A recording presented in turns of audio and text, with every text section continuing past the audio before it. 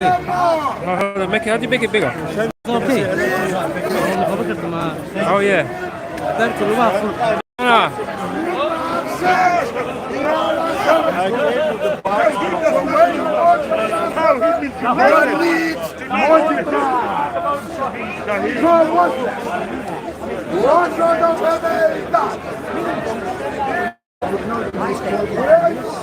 And so in a sense, you're sending them back to you. Go and read it. Right? So basically, if you come down here, I am Yes, more than, yeah. I don't want to film. Oh, thanks. We're just having a conversation. Yeah. No, it's good. It's No, but thank you.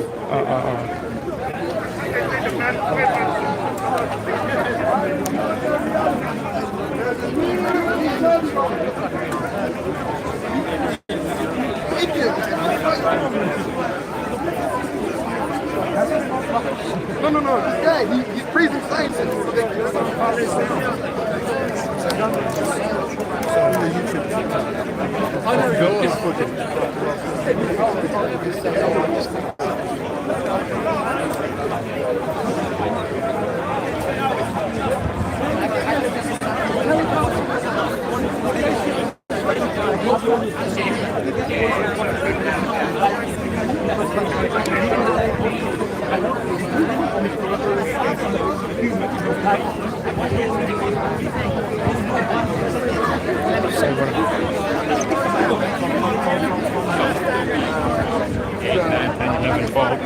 And you don't see many like that. Yeah, you have to go and find that. There'll be some people. Oh, this is that was Sean, bro. Please. I'll film you behind. Bro. I beg you, please, man. Just for today, man. What if I film her instead? I'll film her instead. Huh? No, but you're saying something good, right? Aki. It's educational. Man, let it not be filmed.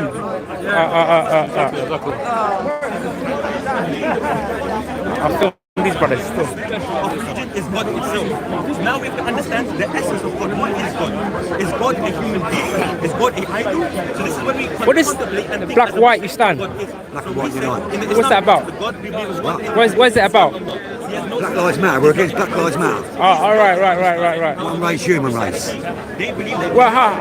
We're against racism. Okay. We want black and white, all kinds of faiths, to stand together. Okay. But what happened last week, we can't stand together. Yeah. People condone what happened. Yeah, I hear you. But what I'm saying is that, see what happened last week? It's saddened, but you know, Speaker's Corner has changed because back when I was back in the day, like 5-6 years ago, We know made it change. Alan Dower made it change. Them kind of people. Adam Chowdhury, they've made it change. No, but before them, you had hardcore people as well who were not Muslims, who used to, even there was one guy who's, he used to come in a ladder, he used to preach about, he was mocking the Jews, this and that. That's also wrong. It's not just Muslims as well. You had a group of LGBT people, they beat up one guy because he doesn't support God. He's preaching to them. They beat him up. So what I'm trying to say is, the whole narrative is all about Muslims.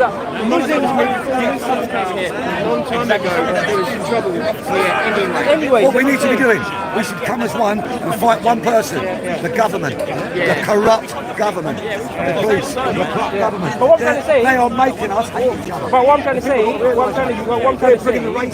is that The government wants in the narrative, it's only Muslims that seem to be against Muslims. But every community react differently. They're the ones that cause all this. They're the ones that. Do you understand? Every community, they react differently. Not everyone, there's some emotions, all different backgrounds. You've got LGBT folks, if you preach against them, they might attack you. You've got, I don't you understand? find a lot of Muslims pushing back against this speech. Yeah. I've got to say, there's not been. But I'm saying online, the whole narrative is online, okay, one okay. person does something wrong, we all brush the same thing. You understand? And then the whole narrative is the whole media. Understand. What's that media? CBS. I understand what you're saying, but we don't. We. I don't buy into that. That's good then. We won't buy into that. I don't look at Sky, I don't look at BBC, I don't read the papers. Yeah. But that's division. Yeah. Judge a person individually. Yeah, 100%, man, 100%. Look, we just want dialogue. Everyone knows I'm a Tommy Robinson supporter, yeah? Yeah. Everyone don't know about him. Yeah. He talks Even though I'm not a fan of Tom Robinson, I'm not gonna lie, I'm not a fan of him. That's your free speech. Yeah. Brilliant. Right? Yeah. Now listen, if people can look at stuff and find out what he's like, Yeah. he has made mistakes. 22-year-old kid, and he made a mistake by turning around and say all Muslims. Yeah. He regrets saying that. He's got Muslim friends. Yeah. We're against militant Islam. Okay. Militant. But can I ask you, why doesn't Tommy Robinson focus on these Lithuanian gangs that does. groom English girls? He does. Hey, You know that, right? Because I was reading the paper a couple days. do you know he's going at now? The Christian church. Oh, he's having a go at them, sorry. Him what he is. But there's also a couple of things as well. One, we tend to quite get quite bored growing up. Everyone. Yeah. You know, and so it tends to be whatever's close to home. Yeah. What you fight for, isn't it? Yeah. But what I'm trying to say is that I don't think he went out for that. most Muslims who live in the UK, most of them are law-abiding citizens. I've got some great friends. And I've got some great friends with Muslims. yeah. Where I live, Like, here's the thing with Khartoum, yeah? It's just that, look, what happened, you understand? It should have been calm. At the same time, is that, we should respect each other. I understand that certain people who might find certain things too emotional, you understand? You might get people nationalists who love England, someone comes here, they say, flag, some might not attack that person, some might. especially here. Yeah. Yeah, of course, I agree with you. But what I'm trying to say is not everyone has that emotional ability. Yeah, because you got a few nutters that will come. You know what I'm saying? So that's what I'm trying to say. Yeah, no, I get that. And those guys who want to get the headlines. Yeah. And those nutters is going to make the whole religion look bad. You understand? And then and it's going to be innocent ones who do with. You know what I mean, with their life, they might get attacked. Do a video and say Muslims. No, only the people that have done this. Yeah. I will make sure because what we would love, what we've always wanted, is for us to understand together. They turn around and call me far right. If I see far right knocking in there, they're getting beaten us. I would fight them. They hate us. I've been fighting them for 10 years. I've been fighting for 10 years. They won't come near me. Come on, keep coming. You get it from both sides. So I look at it and think, don't call me far right if you don't know me. Yeah. You know what I mean? I know I support my land. I do support my land, and I'll fight for my land. I will fight for my land. Because this is, I say it's a Christian country. It's back in the Christian country. But you know, a lot of people say it's a Christian country. It's a liberal country, though. They say it's a liberal, very liberal. For me, I'd say it's turning into a secular country. It's a secular. That's what I'm saying. Because I have to prep people, as well. Some people say it's a Christian. No, it's a secular country. England is always a secular country. Maybe back in the day. Do you believe in blasphemy law? Well, it's not here. It's not what? It's not. We don't have blasphemy It's laws. here, mate. We don't have blasphemy laws here, do we? Now, do you believe in Sharia law? Don't tell me that's not happening here. No, it's not happening here. Why is there 300 Sharia law courts in England? But what do you mean, like, Sharia courts? Yeah, but the country majority is ruled by British, secular law. On the Sharia law, on the outside of it, it's all hush-hush. I've been into it. I've been into Sharia court. There's one down in East London. There's one in Devon. Yeah, but what I'm trying to say is, this country, it's always been a secular country. It's calm. No, it's not always been secular. No one, right now. Yeah? Okay. And no one can come and change No, they the won't do. law. They're gonna. Can't count from the government. It is the government are making it. It's not a government. It's not. See, the thing is, people think we've got a problem against Muslims. We've got a problem against our government. Okay. But I'm against Boris Johnson. I'm against fucking Jeremy Corbyn. Did you vote for him in 2019? What's that? Did you vote for him in 2019? I did, and You voted for him though. because I wanted Brexit. Yeah. I wanted Brexit. See, backlash. That was a backlash. Backlash. Yeah. That was a backlash. Yeah. Because you guys weren't thinking. You weren't thinking. That's what I'm saying. You should have put your liberal, mate. bias to the He's a side. liberal. You voted for him. You know what I mean? Yeah, but I regret what I've done. Yeah. Choices. You've got to be honest. The choices weren't plenty. Yeah. Yeah, but look, you should. Oh, man. There's people I would love to get Yeah, but behind. there's people here who are telling people like, don't vote for Boris Johnson. People still vote for him. Yeah, but that's always been It was the case in either this country. getting Jeremy Corbyn in Yeah. or him. There's other parties. But what you against Jeremy Corbyn because of the Marxism. Are you against all that? Yeah. Yeah. Right there, mate. What was your political persuasion? Like, what would you say you took right? Your political persuasion? The funny thing is, We haven't got one. We haven't got one. People call me right. Yeah. When I did the political compass, it shows me as being on the libertarian left. On middle, I am middle right. Okay. I'm in the middle. Yeah, it In the shows, middle. shows me as I'm not being right. What they call the middle? They call it on the ground. Fence sitters. no. It's a political term now. Oh, I know what you mean. Centrist. Says that where Centrist. Yeah. centrist, like someone. Yeah, I don't believe. See what it is. Boris Johnson now, 150 grand. He's going out and he's going to earn 6 million. Yeah. Jamie Corbyn, Tony Blair, bastard should be up for fucking warmonger. Right, for what he done? Warmonger. No, but that man should be burnt in that fucking tree over there and killed. Yeah, right. That's my ways. Right. So why vote? Vote for what? Vote for them to get rich? This country should be a people's vote. We should all stand together and say, let's do away with it. Let's have a majority people's vote. Yeah. But can I ask you a question?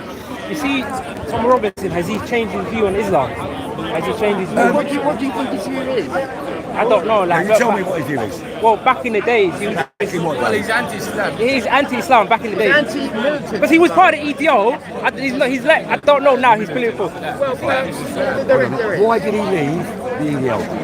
Because I'm asking you now. Right, You you know why? I don't know. You got come. We went on the streets, Yeah. and I'm Thomas Stewart. On the streets. Right. For 5 years. for it if you said his security. Right, That's go on. security. He's actually security. Well, go on the YouTube and see. Right, Because I see with the Ali Dawah Mohammed Hijab when he went. But they should have attacked Mohammed Hijab. You know that day that was wrong. wrong, mate. It was wrong. But he never got told to speak. Yeah. That was. But he was invited, wasn't he? No, he was invited by one of Tommy's people who's turned against Tommy. All right. Regardless of what But it's free speech, though. But free speech, though. You should let. Tommy made sure that Tommy made sure he got on that stage. Yeah. That stage would have got busted up. All right. 20,000 people. Not because of free speech. Yeah, but No. I agree with you. But how can we hold 20,000 people Yeah. and stop Ali Dawah? Yeah. You know what I mean? No, you guys, I'll be real with you, yeah? No, You weren't reacting, obviously, yeah? What I'm trying to say is, there was a group of the mobs, football lads. They went over, and attacked Ali Dawah, that Mohammed Hijab. But that you're all giving. he was doing, I was there when Mohammed Explain it to Jab. us. he was You know what Mohammed Jab said? clarifying Islam. Was to you them. there when Mohammed Jab put his gum shield in? And turned around and Yeah, but said, that's wrong. That was wrong. that's when he got clumped. Yeah. And I went, Mohammed, you're fucking wrong for doing But it. before that, There was a little there bit was a bit of like, what are you doing here? Come on, get. You know, they were doing this. They were Right. doing- I walked the streets. Yeah. I've done Stoke. I've done all the countries. Yeah. What happens? The right wing got in with us. Yeah. The far right got in with us. And we turned around, we went, have a mess. Yeah. We went to Birmingham. Yeah. Look what Tommy got. Smashed up by the far right. He said, if on stage in Birmingham, what did he say in Birmingham, Tommy? If any racist National Front turn your backs and fucking get them out of here. Get them out. We don't want them with us. He was going on telly trying to talk about militant Islam. Every time he's going on telly about militant Islam, what was he getting thrown at? Yeah. You're a racist group. Believe in individual responsibility as opposed to identity politics. Yeah. But you know what Mohammed Hijab, like, I think he was there. That Mohammed Hijab and Ali Dawah, I think they were both there because they were. Ali Dawah didn't get touched. Yeah, no, Ali Dawah didn't get. But Mohammed Hijab was just there to. He started it. He was there to. I understand that was provocation. I understand. But what I'm trying to say, before that, it was a hostile environment. It was Yeah. hostile. They were there. It was like, what are you doing here? Get out, Listen, get out, what's get her out. name? What's her name? From bitch you You don't come from. What's her name? Because that was a good opportunity to show the whole world, the media. No. Lucy Brown, Yeah, yeah. George Calan, Yeah. and the other gay geezer. There was two gays and her. Yeah, his name. Yeah, right. Now listen, Yeah. they were with Tommy, supposedly. They got Eddie Dower there, mate, because they wanted the war. Tommy never asked to speak. You are Eddie Dower. I walked up with him and I said, sorry mate, you've got to talk. Why? Tommy didn't invite you. Yeah. He did. I should prove it. He said, she did. Yeah. Oh, did she? That's when Tommy fell out from. Remember? He broke away. I didn't ask him. I don't ask him to speak. Yeah. You know, all right, he's come, but can you imagine what would have happened if he'd have got on stage and talking about the prophet, talking about that?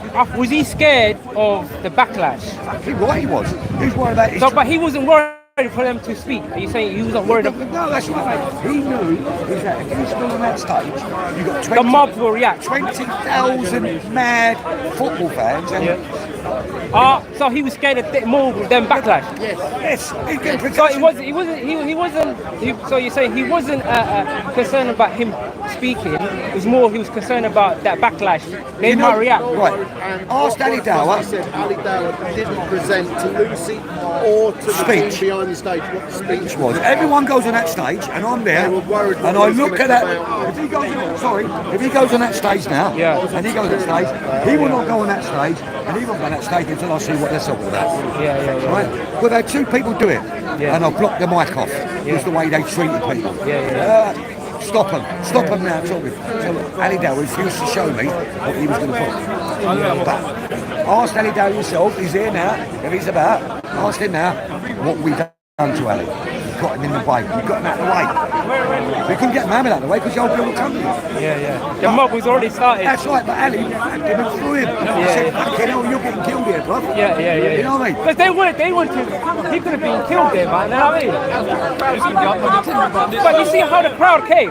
Yes. He could have got, he could have got killed. Now, what about As we were walking past, I was near the barriers. The thing that triggered them and set the crowd off, as soon as they saw Hadji, Yeah. But you they saw went this. nuts. But you remember just 1 minute. Just remember these two couple geezers that came in. Like before that happened. They were like, "What are you doing?" You see, like there was one tall, big lad. He was trying to. They wanted to have a terror. I don't know how they got in the back. So those two men that came out, like, were they? No one security, don't do it us. No. Were they like supporters of Tommy? Like, were they some? I don't know. We haven't got a clue. But it must be said as well, when Ali and Mohammed Hijab walked away from the demo, they've been told, they were very quiet, they didn't give it any finger or anything, but our security made sure that they got away without being touched. Oh, right. They did. We would prevent people from going after them. You got on stage. I've got you now to talk about free speech here. Lovely, what's that? Yeah. I'll take you to another place. And you talk about free speech in front of 20,000 people. Talking about Mohammed with a 9-year-old girl. But you didn't have a problem with them being there, right? You know. I didn't have a turn up. Yeah. That was. So it was the mob mainly. You was more concerned about the mob, right? Yes. It wasn't you. You were. So you're saying you were happy them to be there. Yeah. It's just the mob that you were scared. But they weren't there to speak. No, but they weren't there to speak. Because Tommy said, if they go on stage claim, this TV. Yeah. All right. Okay. All right. Fair enough. All it takes, Fair enough. Fair play. out of 20,000, all it takes is 100 people to start. Yeah. What happens? 100 turns into thousands. Yeah. Eddie Dower said this, and perhaps he hasn't. And next one, Tommy's, we've got people on stage, and we're going to get smashed up. Now we've got to fight our own people. But I said, you know that day, how come we didn't invite? You know that day there was a video of him, like have dialogue. You know, there was a group of black people. Bob the Builder was there. How come he didn't invite a Muslim as a representative? Because it's all about black. It's all about uniting, isn't it? It's all about uniting. So how come he didn't invite Muslims in his ranks? He has got some Muslims. You look at him on YouTube. If you ask those Muslims if they went up on stage and spoke in defence of a free society, getting on. I try to go on these Muslims now. They right? would be happy. They would mean that. Are you against militant Islam? Against any extremism. Brilliant. Right. Now, would you stand with me and I put a stage up? Listen. And I put a stage up against National Front.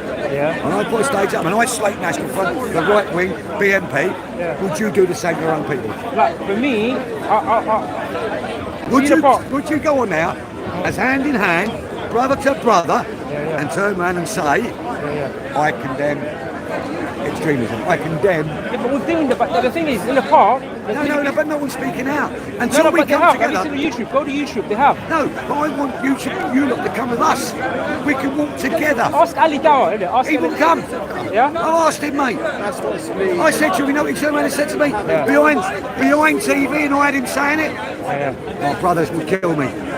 My brothers would kill me. I'd go to hell. There's a lot of that. Honestly, I said, no, you stand with me and I'll stand with you. And all Muslims exactly the same. If they go on stage and say they condemn, I don't believe the fucking American bombing anyway. That's politics. But what I'm trying to say, Mohammed Hijab. You spoke to Mohammed Hijab. Yeah, you're interested, mate. No, they're not easily. Like, there's Hamza's there. You know Hamza, right? Yeah. He's there. You can speak to him about it as well. Like, Not one Ali Dawah today. He was going to go to Danny Roscoe. He's a good friend of mine, Danny. Right. They're going to have a debate. That's what we're here. I think you should have a dialogue with him. But we're not having a debate about Islam. All right, no problem. We're having because he knows he's a scholarship. He can fuck me in seconds, yeah. Fuck Danny. But we want to talk about freedom of speech. Yeah. Black Lives Matter, which is a Marxist. Black Lives Matter is Marxist. Danny's here for that. Danny's here to do it, and Danny ain't turned up. Why ain't he turned up? He openly called him out. He openly called Danny out. But anyway, nice talking to you, bro. right, now we're down here, we're putting our feelings about it. We think, how are people's feelings? Yeah.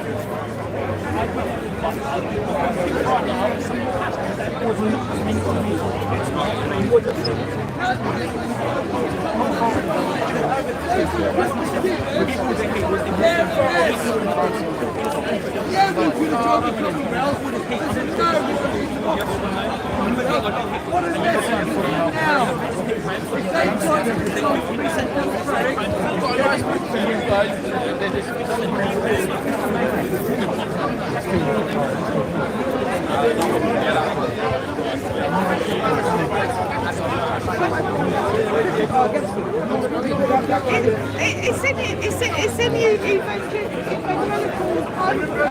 No, I don't need to. I'm not filming first. Let's see.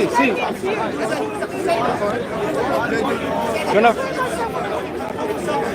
Susan, you don't want to be on camera? I don't play games. but still, you don't. Why not? Because I'm above you, man. I want to keep, playing games and use violence and lie. I'm not into that. Alright, so you don't agree with that, Sue, can I ask you a question? أصورنا أديانا الدوني مسكنا. I don't tell it. That's not the point. You're trying to get someone to say it, so it makes her feel bad, and that's not what you I'm not making it bad. You the right I know thing. what games you lot play. You the right thing. Don't condemn. I don't play games, by the way. So you play your little game. Don't get me. What's this about? What's it about? Right? I don't do that. Yeah, but if she believes that, she believes that, right?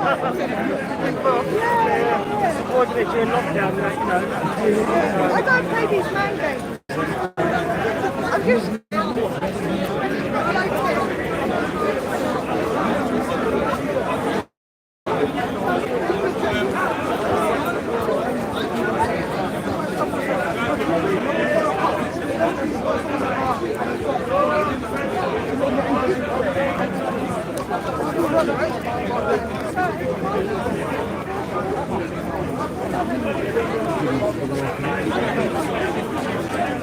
But Hatsu, can I ask you a question?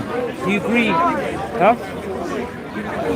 It's alright. I will film. Yeah, if you want to talk to me about my sin or my sign from God, then it's fine. What's that? Whatever sign from God. Oh yeah. You said Yeah, you can talk to me about that.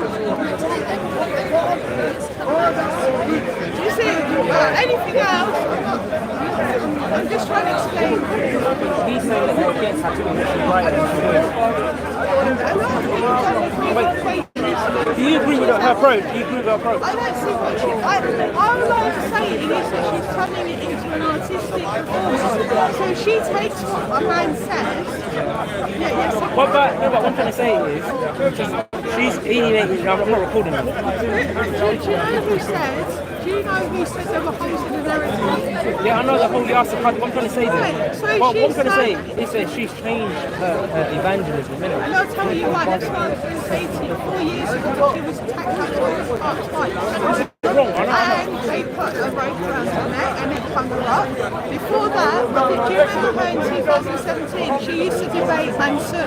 Oh, yeah, She yeah. was dressed nice, she was not rude. What happened to that woman? She should go back Right, to that. because they attacked her, they used violence against her twice. Yeah, but these are not the main people that come here, right? So now she's doing what she's doing, and now you don't like it. No, no, but I'm just saying The the same. Muslims provoked her. The same as they put deference against Sarah. The same as they put deference against Cain. The Muslims keep putting deference against people and attacking them. They hit the woman, she's been attacked No, 4 no, but I'm times. saying her approach. She could It's come not with her approach, you attacked her outside. Your Muslims are to blame for what she's doing now. Take responsibility. It doesn't matter, no one has to agree with what she's doing. The point is, it's the Muslims that have driven her to do it. Because you're violent. Yeah, you deferate Cain, you deferate Sarah. But who's You that? don't want to take no responsibility. But it's not. It's not. No, it is. No, it is. I'm sorry, I don't want to talk to you no more. That's it. Right? You're being biased now. You need to learn that no one's going to bend backwards. But not me, though. It's your fault. That's it. Whose fault? Whose fault? Muslims fault. Keep putting difference. Keep attacking people's families. Keep attacking the women. It's your fault. You can't handle challenging to failure. That's it. So you want to come here, you want to bring ISIS here, you want to bring up challenges to Christians, and then when the Christians do back with their own challenges, like Muhammad making a tree walk towards it, like you don't like it, you start crying, you start making different. You Muslims are to blame, alright, that's it. That's all I'm going to say to you, I'm not falling out, but don't make it out like it's happening. Guess what? She has the right to mark anybody just like anybody else. She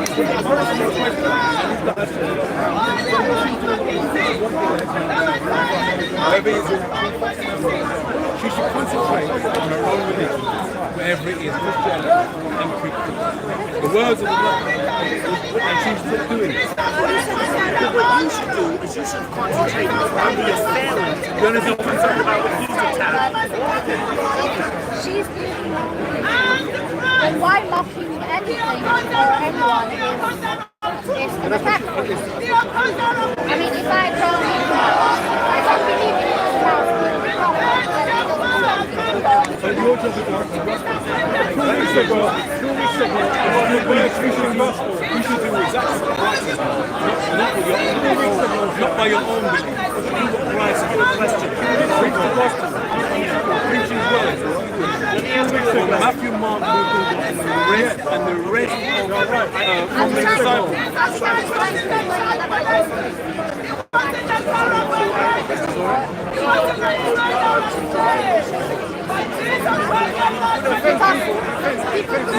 I'm a Christian. I will never do it. I'm a Christian. I will never. My spirit of God, is like me to do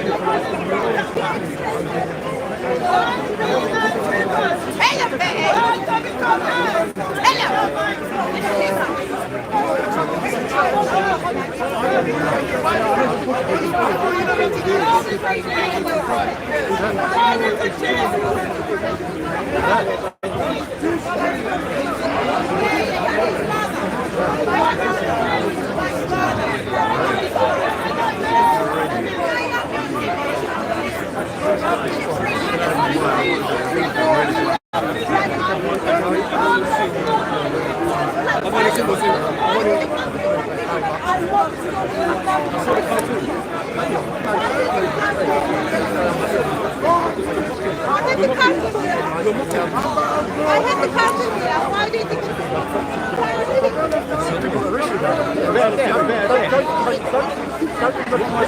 any other circumstance, they would have got rid of the problem, not the fucking,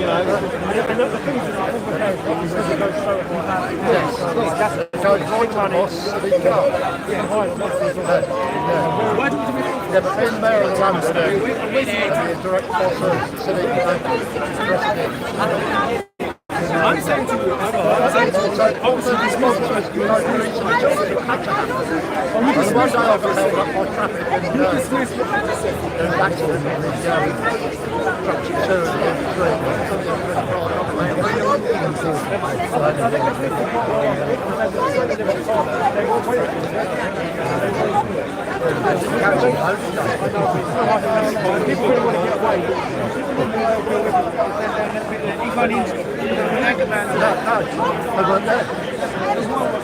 because I haven't been before about 6 weeks. Since we said to deal with the people that made the death threats, don't deal with the victims of it, they disappear. And that's what I've been saying. I've been out shooting about this when I was in freedom house myself, should have people up here every week. Like you guys coming up this week, and then not next week, and the week after, the week after. As soon as it gets more oil, you see now, like, how they've been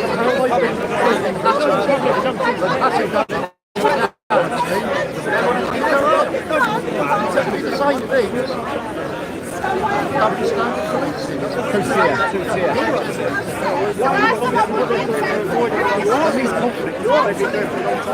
So anybody who's been intimidation act, they'll go to the victim and they'll make them the guilty party. Then it can be, and then they'll go to the B, and then moves up there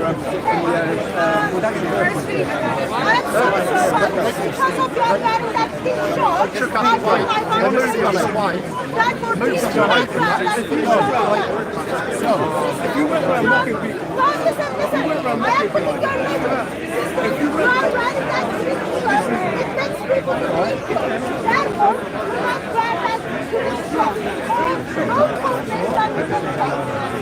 yeah, I feel that it's something everyone does.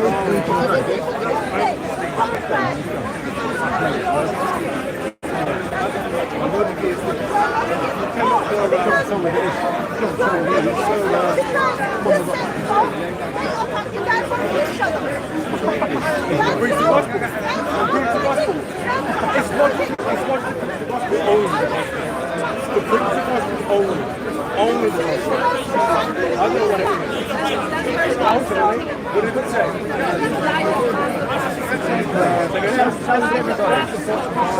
What did you do? How did you modify? What was the reason why you modified? Wait a second. What was the reason why you modified? I know already. So I said to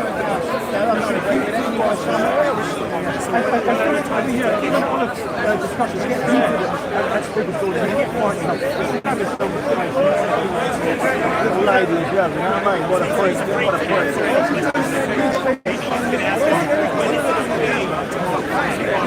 I didn't look at the YouTube commentary. It was just normal days, that was trying to you know, he's trying to fight with that.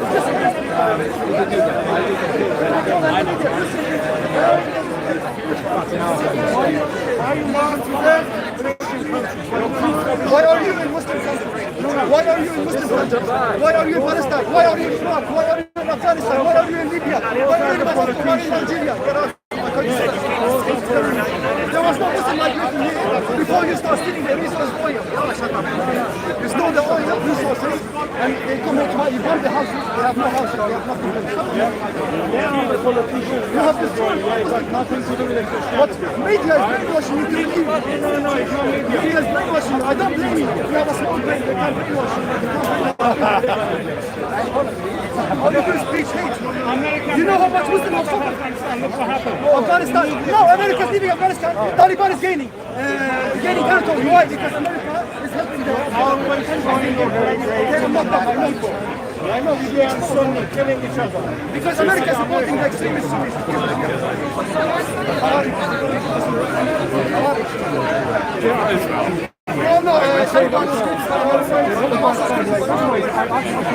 No, no, because I said the media. Who created the Taliban? America.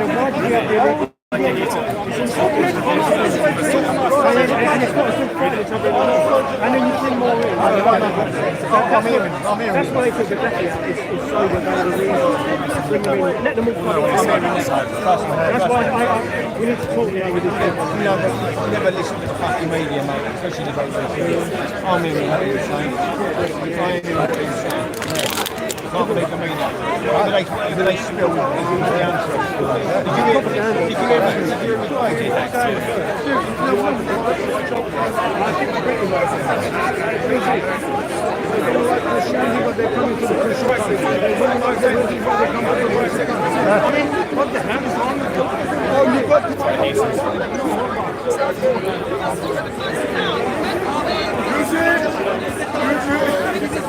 Who said that half of Jesus?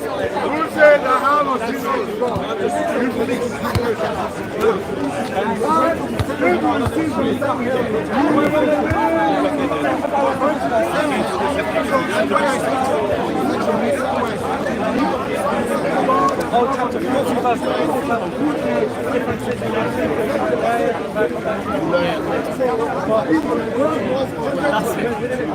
Yeah.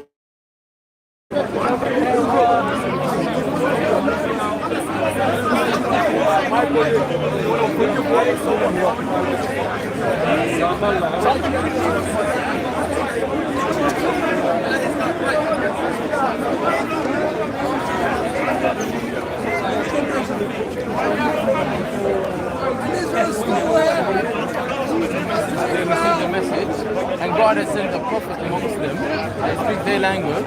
So we say the Americans, the Indians, the Africans, the Europeans, every nation had a prophet sent to them that explains to them that the Creator exists, and he gives them evidence. So he might perform a miraculous an event that they request. So they say, prove the Creator exists and prove that you are the prophet or the messenger of God, and then they give them the evidence they require, and some accepted it, some rejected it due to bigotry or their own financial gain, because they gain something out of people worshiping God.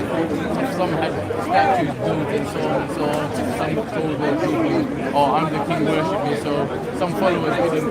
If you reject it, if you don't accept it, what's the consequence? So what I'm saying to you, is the Islamic belief is the only religion that says yes, the message is communicated by his creation, and then the option was up to the person whether they take it or not. For instance, today you came to the park, I explained Islam to you, so we believe the Creator on the day of judgment will question you about today. Right? Yeah. They will say to you, Islam was explained to you, why do you not listen to Islam, accept it and so on, and do further research and so on. So I believe this is actually a sign for you guys, right? And the Creator is acknowledgement of his existence. And we also believe people will not be punished unless the truth is told to them clearly and explained to them. So we don't believe children are going to go to hell.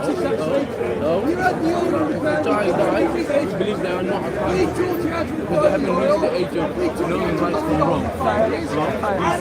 We also believe people that are born with mental deficiencies and so on, disabilities that can't differentiate right from wrong, they're not accountable.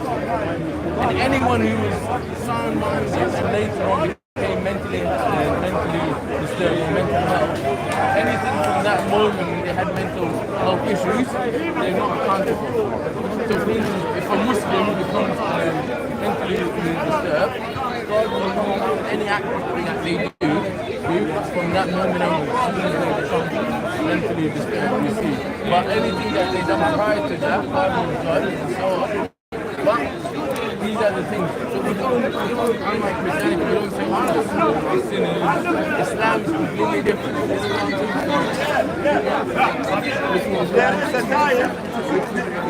Look, before America, we used it as a fire. That's all you can use it for. Yeah, that's all we can use it. But if you give the generation time, they can build it, they can do. But we've taught you how to. You know but how to thank you, Western. Thanks for the Western. They came on. But what they did opposite. Thanks for getting democracy to Iraq. Where is democracy? And you know, what the fuck are you talking about? Where is the democracy? It's better than understanding. No education, no electricity, no what? Incompetent government.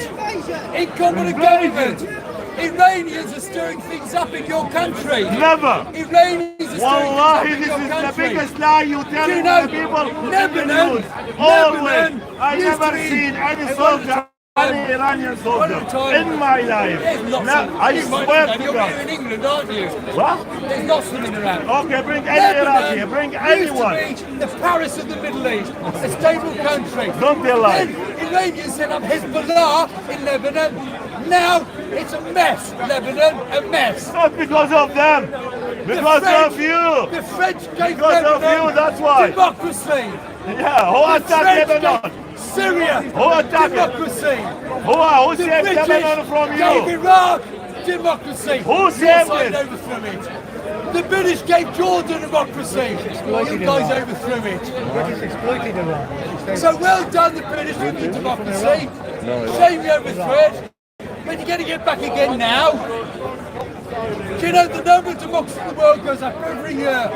Over 3/4 of the countries in the world now are democracies. Hundreds of years ago, hardly anywhere. It's going in the right direction. I want Iraq to be prosperous again.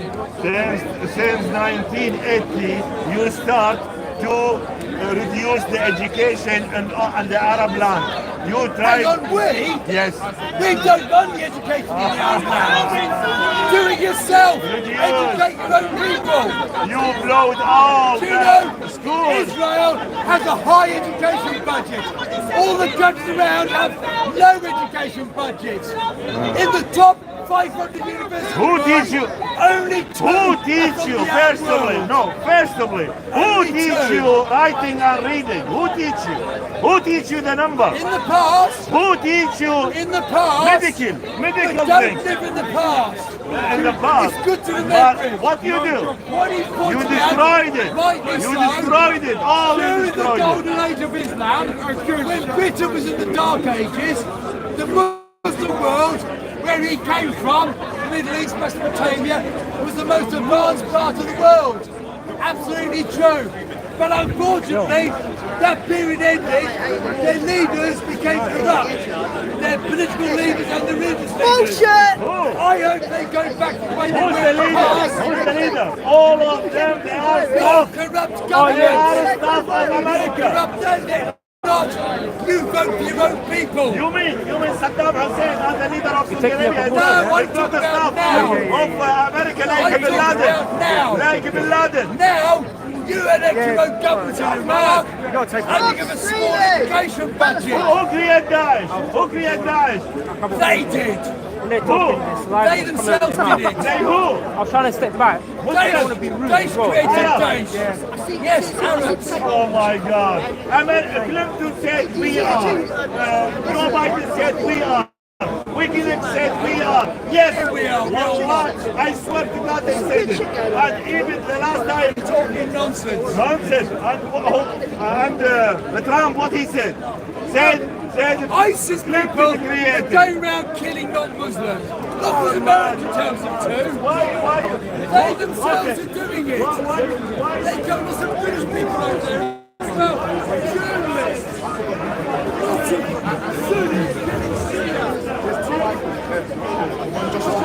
And there's another guy I also looked into. I think both of them are very strong and explaining the Trinity. But yeah, And you read it if you go on your reasonable page.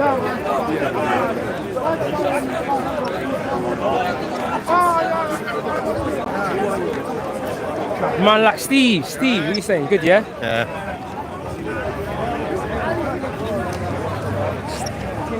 Now, to be honest with you, I give dawah to Steve all the time, bro. You know what I mean? I haven't got issue with Steve. I've got, like, he's just misguided, innit? I still give him dawah now and then, innit? I know the brothers don't like Steve, innit? But it's not about, you know what I mean? It's about, you know,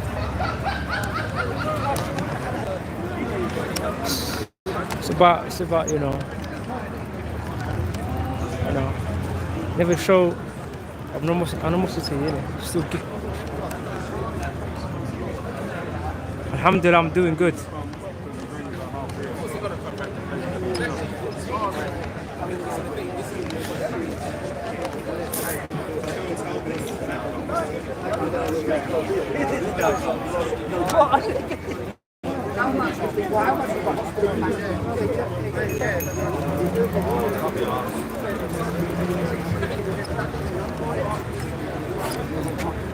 Number of beds. ICU beds and like total beds in hospital. So a friend of mine in Bristol, she told me, she works as a doctor now in Covent Ward. She told me they've reduced the bed capacity from 990 to 500. That's amazing. On the basically hospitals. You didn't reduce the numbers? what the... You didn't reduce the total numbers of beds in the hospital. For social distancing purposes. Oh, I'd say, you know? No, Not really. But what hospital is that? What hospital is it? You can check, they can't. What about the people who had cancer, lung disease, who had who required colonoscopies? What about people who required regular scanning? How were they treated? they know those with ventilators who are dying of respiratory. What percentage of people on intervention died? What percentage?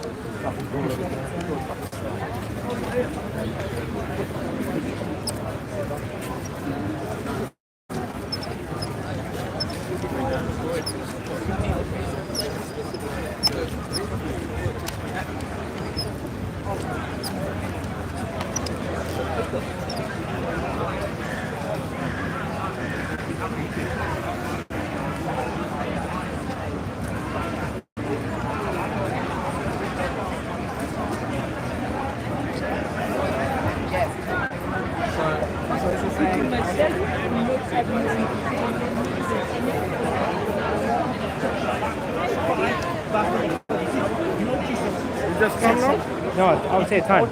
One basket said, Brother Lamine. you believe in Moses, you will believe me, for he wrote about me. If you believe Moses, you will believe me, for he wrote about me. Now asking my Christian brothers in humanity, the Trinitarians, the 5 books of Moses, Genesis, Leviticus, Genesis, Exodus, Leviticus, Numbers, and Deuteronomy, show me a single verse where Moses speaks about this concept of Trinity, or Jesus being the Son of God, or crucifixion, or resurrection, or what Paul said in the book of Romans, chapter number 9, verse number 10, that in the name of Jesus, no, if you confess with your mouth that Jesus is your Lord and believe in your heart that God raised him, you'll be saved. But when you, as I said, you go to the books of Moses, not a simple verse, you will find this verse in there. This is Exodus 10:9. No, in the book of Romans 10:9. If you confess with your mouth that Jesus is the Lord and believe in your heart that God raised him, you'll be saved. That's why I said you are following Paul. Paul said that. None of the prophets in the past say anything in any way, shape, or form that if you confess with your mouth that Jesus is the Lord and believe in your heart that God raised him, you'll be saved. Why didn't God communicate this to the prophets in the past? So I'm going to end this video with a quotation from the Quran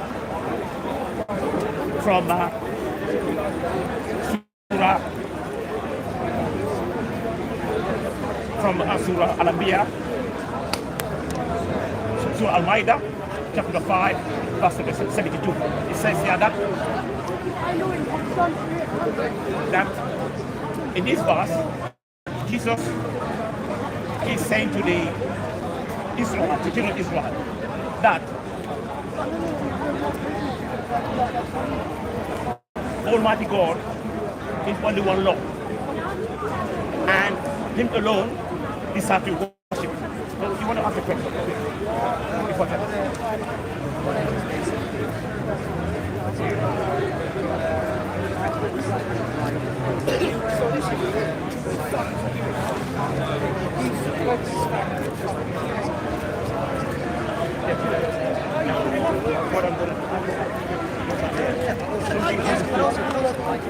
You have the confessions.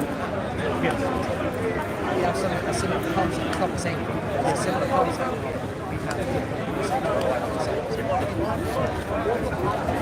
Can't hear. Ignatius backed on and Polycarp is backed. And Polycarp and Ignatius backed both claim to be the apostle of John, the beloved apostle whom Jesus loved. So for example, both Ignatius and Polycarp Stand there. from Ignatius, they both wrote epistles. Polycarp has one epistle. Ignatius has multiple epistles. Where he says this.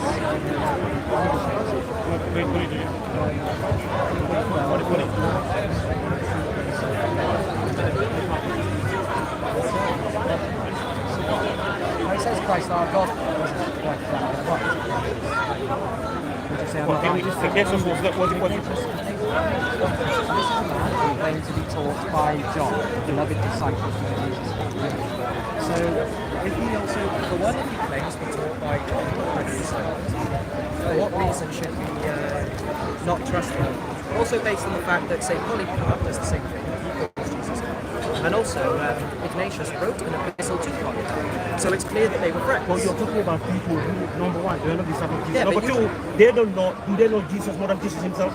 Jesus himself, no. Do they know? No, they knew the apostles. No, what I'm saying, do they know, but Jesus himself said the only thing what is the Father in your Bible.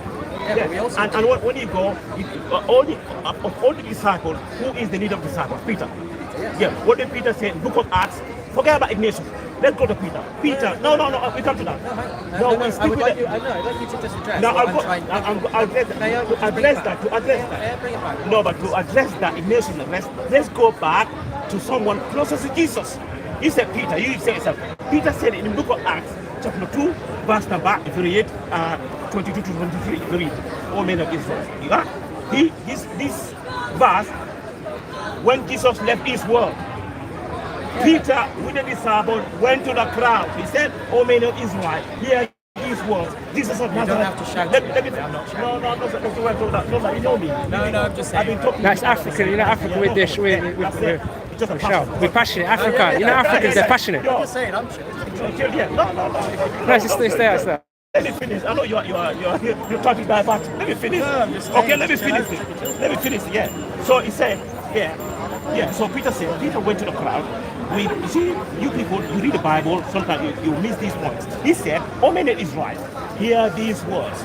Jesus of Nazareth, a man attested to you by God." With what? With mighty works, wonders and signs. With God did through him. And when we talk, what do you understand by that? I understand by that Jesus is still God. I think so. What, say it again? Jesus is still God. No. Let's not digress. No. Let's not digress. No. You go back on the verse. No, I'm not.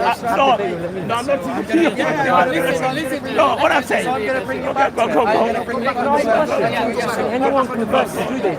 Don't escape from the verse. Okay, because I'll bring it back. I'll bring you back. No, go back on the verse, my friend. Go back on the verse. All right, I never knew. Go back on the verse. What did you mean? No, go back on the verse. Brother, don't escape from that. This is their tactic, brother. Don't. I know. Wait. After that, Don't. Go back on the verse. Let me finish. Mohammed. I can heckle you anytime. Mohammed. I can go. If you can score now, I can heckle you. Go back on there. No, he does that as well. Go back on the verse. Go back on the verse. Explain Peter, go back on the verse. Let's go. No, go back on the verse. I can heckle them, man. I know. They do the same thing with us, I can do the same thing. I know. Go back on the verse. It's gonna Go back on the verse. Go back. You see now? You see now how I know. Lamin likes to talk about the Bible. I'm approaching this from a different angle. So being a Roman Catholic, you also believe in the authority and the tradition of the church, okay? So I'm just saying, I'm approaching this from a different angle. So if you're arguing for complete liberty, you say sola scriptura, we call it, Bible alone, but I'm not. I'm sola ecclesia. So I have the Bible and the teaching part of the church. Now, one part of that is the saints, like Ignatius, like Polycarp. Now, the reason I'm using these two, there's a specific reason why I'm using these two, because of how their name. Polycarp died roughly around the year 100, and Ignatius shortly after in the 100. So, in other words, they were kind of his years of paternity. So, now they both claim to be disciples of John the Apostle. Now, am I logically going to conclude that they would contradict the Apostle John if they were taught by the Apostle John? Do you think they would do that? If they were taught directly from one of the disciples, would they contradict John? What did I say? What motive would they? I don't know, because in the Bible, because different Bible here don't the same, and the Bible got so many chopping and changing. So how would I believe that Ignatius? Like I said, approaching it from a different angle. But what I'm saying. So let's say give you this. Can I stop talking? Sorry. What I'm saying. So before you go to Ignatius, before you go, no, you're running away. You can that's the thing. We don't have to go. You're talking about Ignatius, which debunk human beings. What, is there any verse there looking about Ignatius? No. But let's go back to Peter. Go back on the verse. Act 22. Go back on the verse. Let's stick with Peter. What did Peter say? No, wait. Let me finish. Let me finish. You said you said that they would contradict. No, don't that. Yeah, they would contradict. Okay, let's forget about it. Let's say they have. Why don't you go back to Peter? If they haven't contradicted. Brother, don't let him start from that, my brother.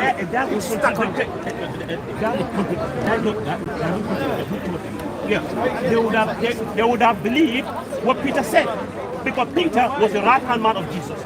And when Jesus left this world, if Jesus was God, Peter would have said that to the children of Israel. But he went with the crowd. You even concur to me, said, "Men of Israel, hear these words. Jesus of Nazareth, a man attested to you by who? God. Who is that God? God the Father. God the Father. Okay, show me God the Holy Spirit. I've got my Bible. They told God, show me the city. I got my Bible right here. God is Son, the Holy Spirit. This is explicit. Peter, if Jesus was God, Peter would have said that, conveyed that message to the children of Israel, that Jesus was God. But he's trying to tell them, so that they wouldn't worship Jesus as God. That's why he said, "Men of Israel, hear these words. Jesus of Nazareth, a man attested to by God with mighty works, wonders, and signs, which God did through him, and you are witness to it." It's simple. If you believe in that, then you should believe that Jesus is not God. He was a man. As I said. You're just trying to get it onto a Trinity. No, not Trinity. He said Jesus. You approach it. You approach it. My whole point about Ignatius. Before you go to Ignatius, go to Peter. Ignatius is nobody. You cannot compare. No, Peter, listen to me. What Peter said is in the Bible. Ignatius is not in the Bible. Just for the sake of the camera, I'll just point out the story of Ignatius actually gives a lot of context to why I believe this guy is lying. I can't remember the exact Roman phrase, but during the time of the Romans, especially when the Christians first came along, the Roman soldiers would walk up to you and utter a certain phrase and essentially translate it like this: "Who is Lord?" And they expect you to answer Caesar. If you said Jesus, that's it. You're a god. You're going to be killed, etc.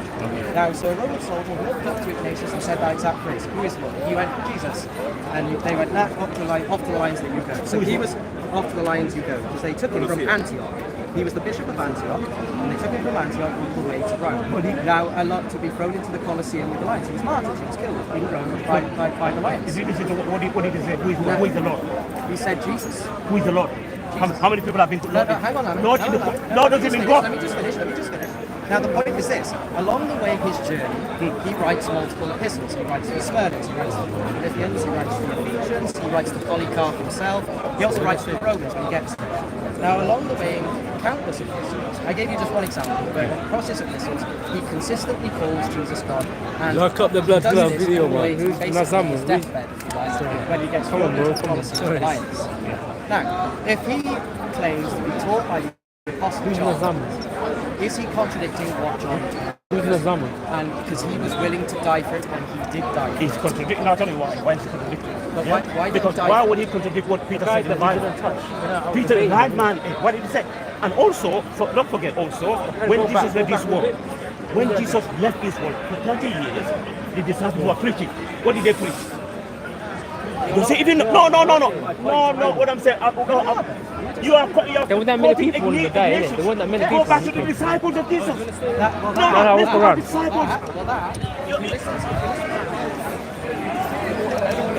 Come on, da. I'm calling my mother. Já filmou?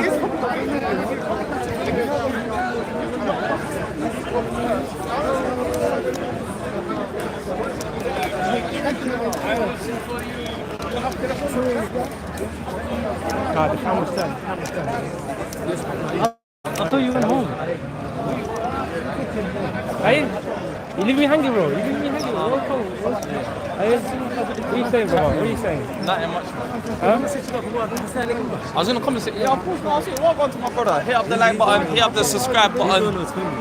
Come on, no. Subscribe to Smiley Speakers as well. Come on, subscribe to Let's Upon the Happy. I already know. Live stream 8 o'clock. Over my 8 o'clock. Live No.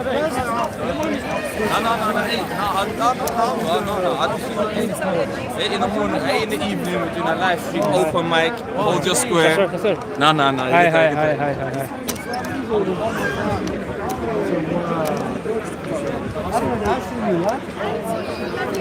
Thank you very much. You're not leaving, are you? I'm going to find someone.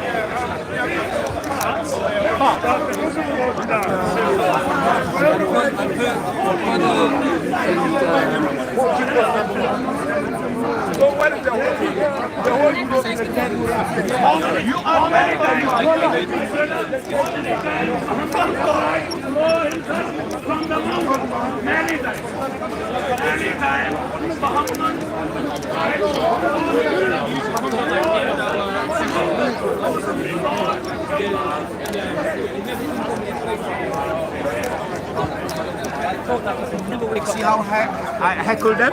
Yeah. Huh? Even Soko said to me, please, but let me let him speak. Yeah. Yes? I'll give them the taste of their Is there a own conversation medicine. there? Yeah, there is. Who's there? Is that Shams is there? No, Shams is not there. They look like Shamsi crew, innit?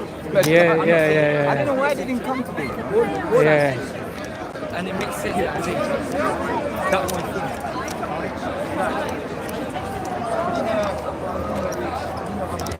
عندنا دواء وعندنا بابا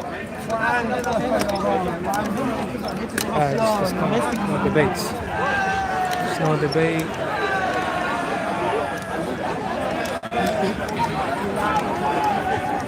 God has come to them. Turn up to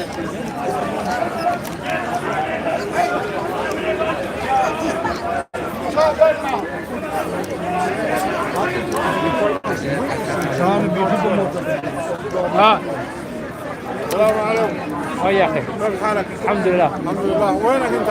ها؟ Where are you? I'm about. Never seen you in a long time. Yeah, I'm about. Today is massive. That's a far right. Yeah. I was debating one of them. I was debating. The guy was spitting, you know he talks. I was debating. Yeah, I was debating one of them. Yeah, no. Malagaida. Yeah. And Matt, would you say that we have a like objective purpose? There's a reason why we exist. No? Are you agnostic also atheist? Awesome. Guna for life, bro. Why we say that is We're gonna get Hurricane. At least we have a. We're gonna buy Hurricane. We're gonna get Hurricane. Can we not change the subject? Huh? He's gonna come to Arsenal. I don't know. I don't want to. I'm going to go back. Is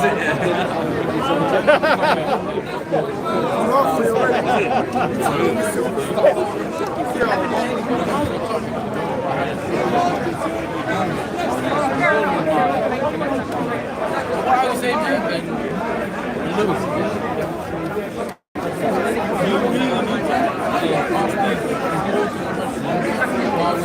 Our purpose, objective purpose. I know we all have a subjective purpose. Would you ever disagree with that?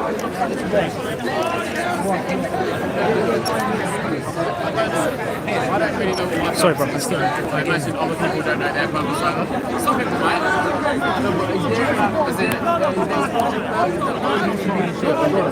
So you want to be a Tottenham in your video, yeah? No. I just want to finish the discussion. You don't think so? What about you? I feel like But is that subjective or objective? Objective purpose, I'm asking. I'm not asking the subjective purpose. I know we all have subjective purpose. Mine was to become a professional footballer when I was a kid. Now obviously it's charity. I think that was all three of us. And now we're out here in the past. Yeah, that was our subjective purpose, so we can all agree on that. But what I'm saying is objective purpose, a greater purpose for all human beings. That's the question I'm asking. If there is one, I don't know what it is. But there is one, though. At least you can admit they said if there is one. I don't know if there is. Okay. So, first question is actually, the question has got two phases. So the first phase is at least admit whether that purpose exists. There is a purpose, you can say. There is a objective purpose. And the second part of that question is, what is that purpose? So, would you at least agree with me whether we have an objective purpose or not? And then I can go into whether it's true. I mean, obviously, we need to eat, we need to drink, we need to exercise. So, in terms of that's on a very fundamental level, I think that's what we need. Then, if you look at all things together, like human beings on this planet, like for me, the purpose would be everyone to get on regardless of anything. You know what I mean? So that would be like a purpose. But that would be still subjective. Somebody would say, no, the purpose is not to get on, it's to kill. Survival of the fittest. Yeah, do you see? So what I'm saying to you is, there is a purpose. Islamically, we believe there is objective purpose for all human beings, regardless of their ethnicity, their religion, and so on. And that purpose, I'm sure you guys will agree, can only come from the Creator. Because if it comes from something else other than the Creator, it would be subjective. Would you at least agree to that? Only if there's a Creator. Only if there's a Creator. So at least you agree with the Creator. Yeah. You know, super number, if you're playing football, you're playing to win the football.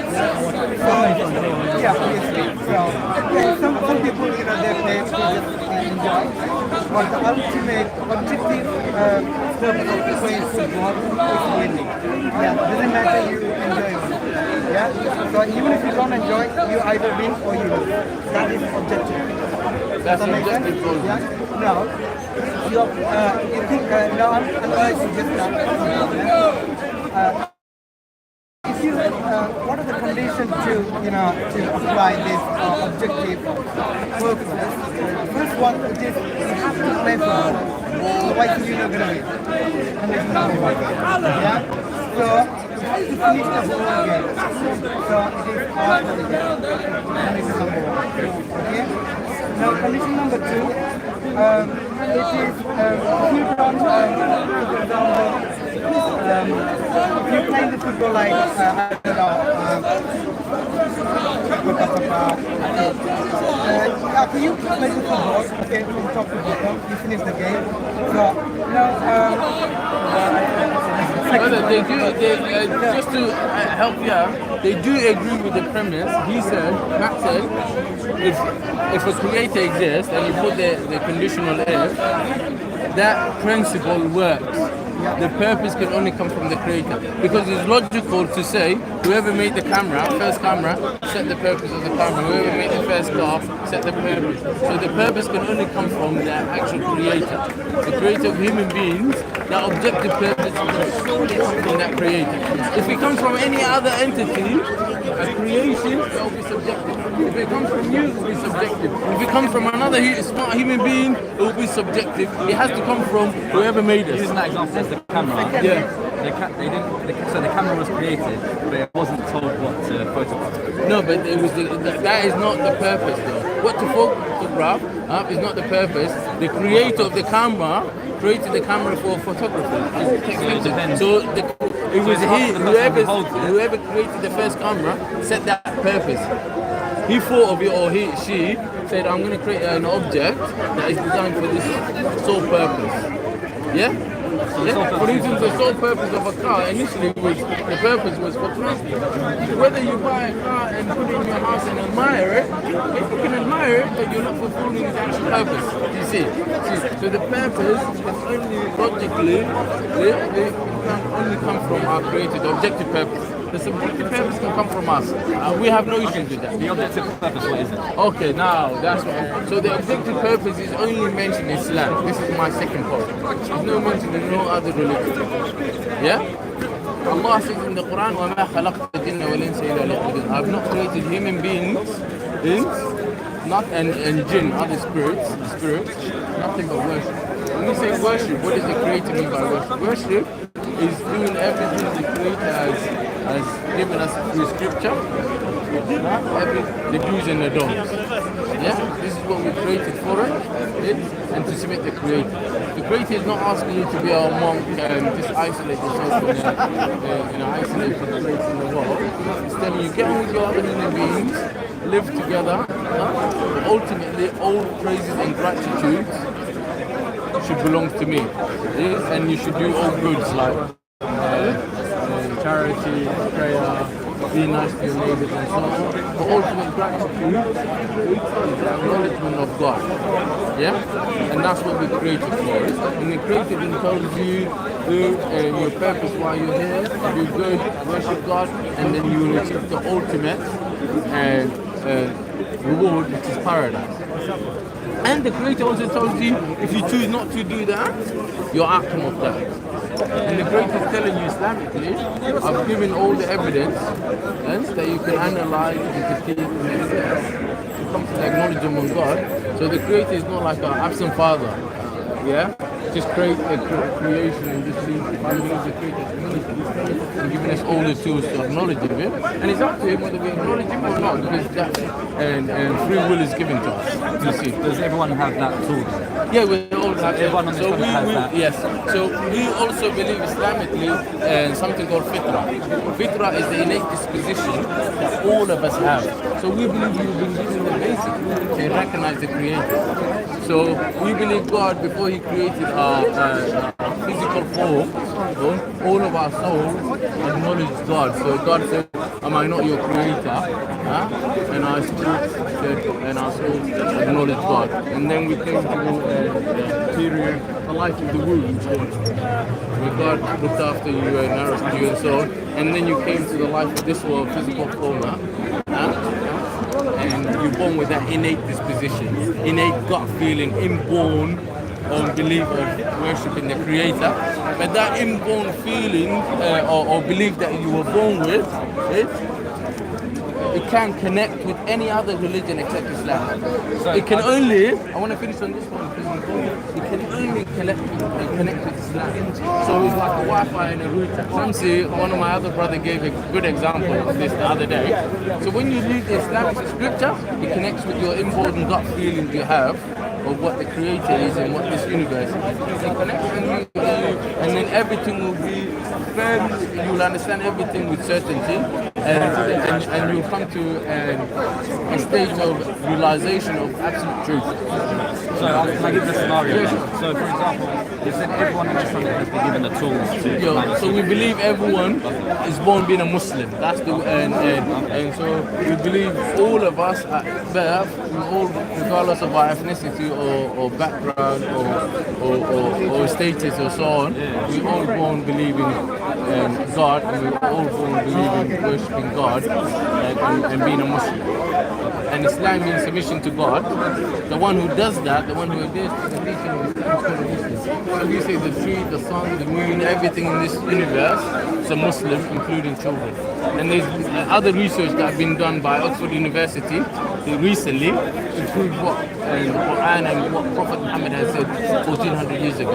So they done a research on children, and they concluded all children are born believing in a high entity of God, a creator.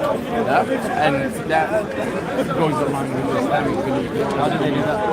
They looked at, I think a lot of countries, like 30 plus countries, hardcore atheist or agnostic countries where religion is not supported by the state. And these children are all inclined to worship God. They say God exists. The teachers are telling them, no, God doesn't exist. So what he's speaking is their innate fitrah, their innate disposition to speak. So we don't, and Islam even goes extra, which is going to surprise you today. In Christianity, they condemn all children, and they say we're born with the original sin. They say all children are sinners. Even a child that literally just born now is a sinner. If that child dies, they say, oh, he's going to go to hell. Islamically, we don't believe that. We believe if children die before knowing right from wrong, they go straight to paradise, regardless of what religion background their family were or so, or their social condition and all of that. We believe it. Do you have another one, Akhi? One for each. We don't want to discriminate. That's for you, a gift from me. So we believe, sorry, I'm going a bit on a tangent, but I will answer your question hopefully. We believe children are born obviously with no sins, and if they die, even though they won't have a Christian background or Jewish background, they go straight to heaven. Another thing we believe also is anyone who's born not knowing right from wrong, and not mentally with mental health conditions, there's no judgment upon them. So they go straight to there's no accountability on them on this world and hereafter, because God hasn't given them the tools to condone it. So can I come back to my scenario? So for example, and one more scenario I want to mention, and those who haven't heard the message clearly. So someone who lived in or who never heard about Islam and so on, we believe either they will be let off on the day of judgment free and they go straight to heaven, or there will be some of the scholars say God will give them a test. God will give them a test, and this includes also Christians and Jews and non, like someone who's like just believing in God but he doesn't have like all full details. So maybe mid-century English. So what was your question? Yeah, so that was kind of similar to my scenario. So for example, let's say you've got someone who's born in the middle of the jungle in Brazil, who's never seen the Quran, who's never doesn't know anything about it. Of the past or currently? Currently, if they haven't heard Islam we believe will spread across the world. So if they heard about Islam, and it comes to them in a clear form, and it was explained to them properly, like how we explain it to you now, in full details, and Quran was given to them and they had the chance to read it and so on, and then they rejected it, we believe there will be accountability on them on the day of judgment, so God will ask them and question them. If the message hasn't come to them and they pass away in that state, again, we believe they're in a good state. They will be either given permission to paradise straight away, or God will give them a test that fits to their conditioning and so on. And we believe God is all just. So we don't believe certainly that they will go to hell. We believe God is all just and is all merciful, and they're in a good state. So obviously, and the people before that, we believe every nation from the time of creation, Adam, every nation a messenger was sent to them. So people, someone was asking me earlier about the caveman tie. So we believe every nation had the message sent to them, a prophet, a local prophet amongst them. But the difference between Jesus and Moses and so on, they were all preaching the same message, which is Islam, submission to God. And the one who does that, the Muslim, is Muhammad was the final prophet, the seal of the prophet. Yeah, but they were all preaching the same message. Is there kind of like a baseline in terms of quality of message being delivered? So for example, I myself are different. Something that might resonate well with me might not with that. Who's to decide that we both are exposed to good enough quality of message? Yeah. So you and Matt, you all have, and me as well, and all of us, we all have that thing in common, which is the fitrah. So the basic tool was given. Obviously, some differ because they're not mentally sound. Yeah. And for children, it's different. But when we all come to adult stage, where we know right from wrong, and we don't have any health conditioning like health, mental health, and so on, that fitrah, we all have it equally. But it's up to us whether we look at the evidence with sincerity, and whether we seek for it. You see, and we believe God will guide those who are open and sincere and one's guidance. So it becomes up to me. Yeah, up to you. Because the message can come to you, and you can reject it, even though it makes completely sense. And believe me, if you start watching YouTube, there's so many people here that says Islam perfectly makes sense to me, yet either for some reasons, either scared of other people or peer pressure or something, they will say we're not accepting it, or perhaps they would delay it. And you don't know whether, God forbid, you can God forbid, you can run over by a car like that moment, literally after you leave this discussion. So we say to people individually, it's up to you, the message comes to you, make sense Islam. And Islam is not emotionally convincing, it's intellectually as well as emotional. So the Muslims don't feed rice and curry 7,000 to 8,000 people that revert every year to Islam. We don't feed them rice and curry, they're intellectual decisions. So what we're calling you is intellectual decisions and intellectual beliefs that resonate with what you believe in already. For instance, when we say the fitrah gives you, for instance, objective morals that you don't need to be taught it's wrong to marry your mother. Innately, you know that. Yeah, the guy in the Amazon forest knows. Yeah, you don't need. What I mean by intellectually, you don't need to be intellectually taught. You don't need to go to primary school, secondary school to know that. So we are giving basic tools. But once you reach the communication of God, which is the scripture that was given to man throughout time, right? It connects with that, and it makes sense. Everything makes sense. So the judgment is upon you now. On the day of judgment, you'll be questioning this. They will say to you, God will say to you, the message has come to you.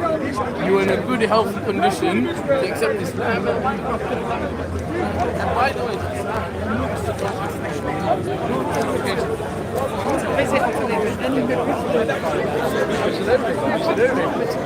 it's a great place. The only safe place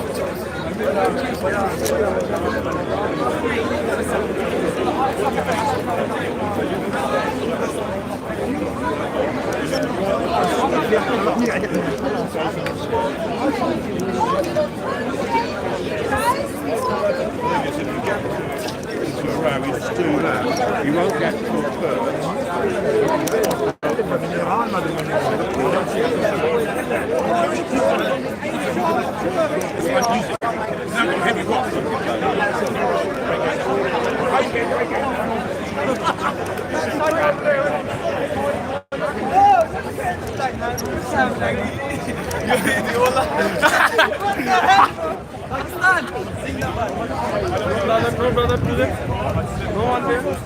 Yeah, there's one brother, he's Somali brother. Yeah.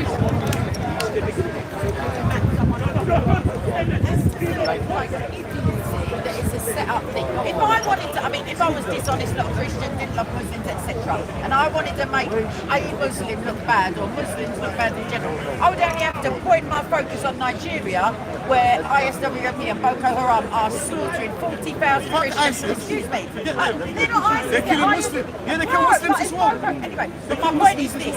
Okay. If I wanted to make Muslims bad, I would just do what I do and look at persecution of the church.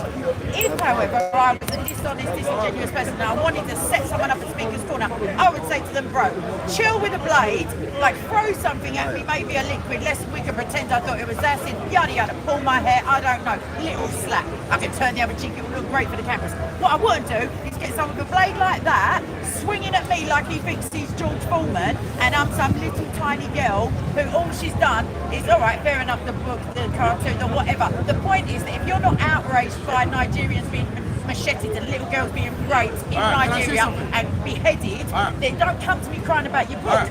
Because I don't even like that. So now you moved from Nigeria to No, I moved to the fact that it's a setup. It's the most ridiculous thing I've ever heard in my life, and I've been here for a long time. Ask her, so you can Central imagine the Africa. bottle Ask her, Central Republic of Africa.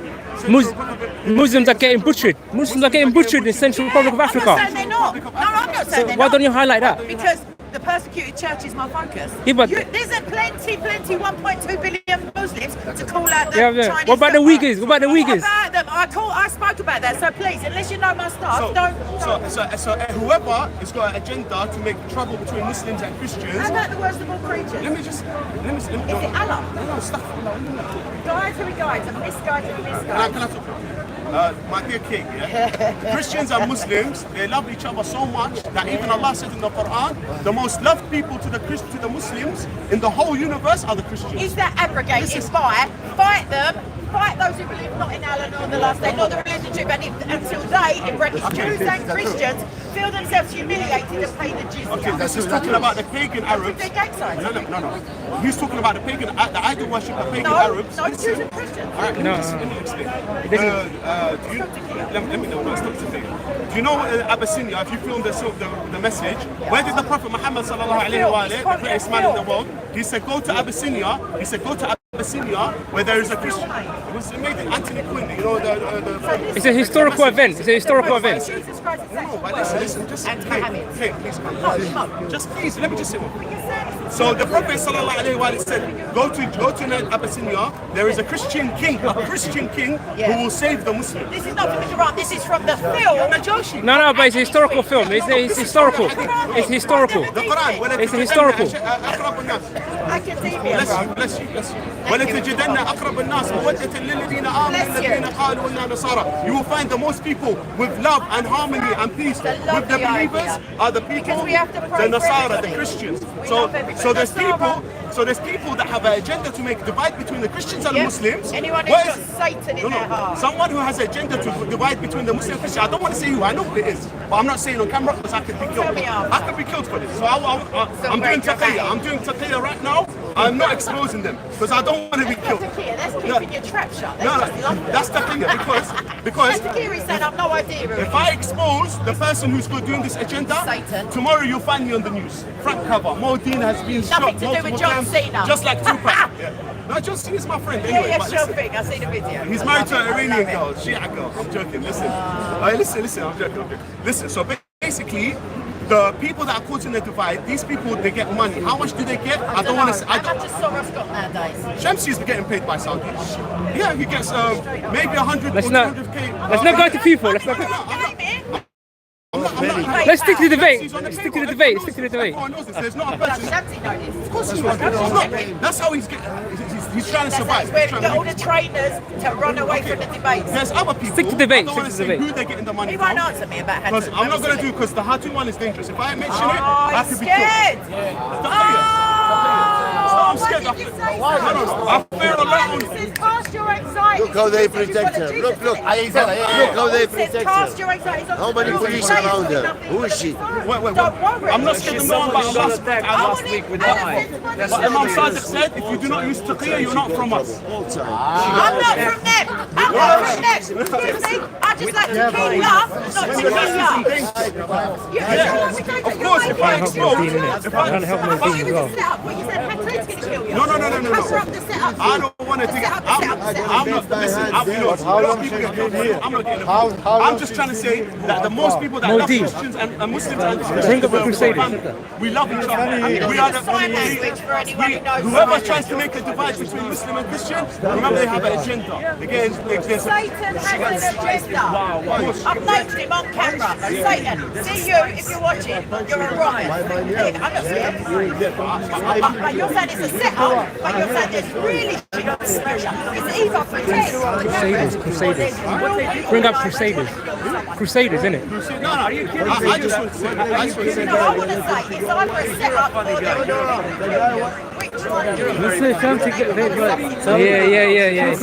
That's I just told him, let's stick to the debate. I tell you, stick to the debate. Let me tell you one thing. I said to stick to the debate, innit? The greatest man in the universe. That's why I said. No, I said stick to the debate, innit? Then Imam Ali, then Jesus. So it's the same to Anna. When she got hit in the face. Okay, well, there's not a lot of time left, even though this is like not a Rolex. I'm not Don't let your right hand know what your left hand is doing. If this left hand just jabs in real quick, I don't mind. you'll know it's because he just put Jesus underneath two other people. I don't When the Quran says that Jesus is like righteous and sinless and the word of Allah. But this man says, no, there's a next man in the middle of Muhammad and Jesus. Ali, you were born in sin. No, never born in sin. He was born inside the Kaaba, the house of Abraham. Listen, how is it a house of worship if it's just the idols? No, the 360 idols were taken down by Imam Ali and he smashed them. Why would Abraham build a place for idols? Why would he build in a place that floods out? Why would he build it so that it needs rebuilding? When Imam Mahdi comes back, you're being disingenuous, man. You're asking why is there police? Because a woman got slashed last week with a knife. And you're asking why is there police? All of them. All of them. To me, the worst thing in the world, in the whole world is to violate. I listen to my boss. And to violate the holy prophets of God. Yeah, that's You're my friend and my boss. I'm joking. Say what you like about No. In my religion, it says if you insult Jesus, you get it's on site. If you insult Jesus, if you insult Mary, it's on site. But he just said Ali is better than Jesus. Okay, how about Imam Mahdi is greater than Jesus? The 12th disciple. Let me explain why. Because when Imam Mahdi returns with let me give my evidence. When Imam Mahdi, you can hit me as much as you want because I love you, but listen, it doesn't hurt. It's like your massage. It's massage. Yeah. Right, I'll tell you what, outside. No. I'm giving you permission now in front of the camera. It's like a massage. Your head is like a massage. I love you. I love you. I listen. Watch me reject you. In a couple of with love. Very soon. Put your timers on. Jesus is coming back, inshallah. No one knows the hour, but we don't know exactly when, but I'm telling you. Muhammad said very soon. How about if I tell you soon? I don't want to say.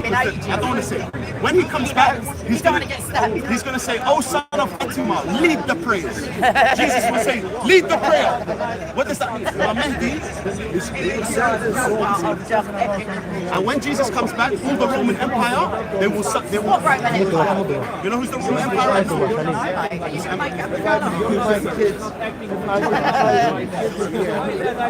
But like I said before, what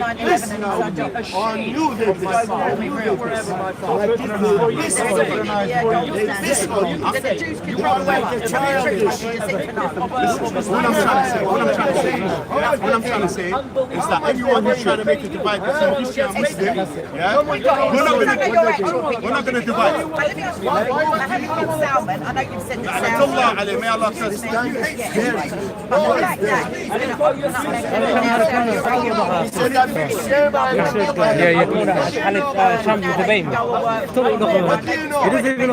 I would see his reaction.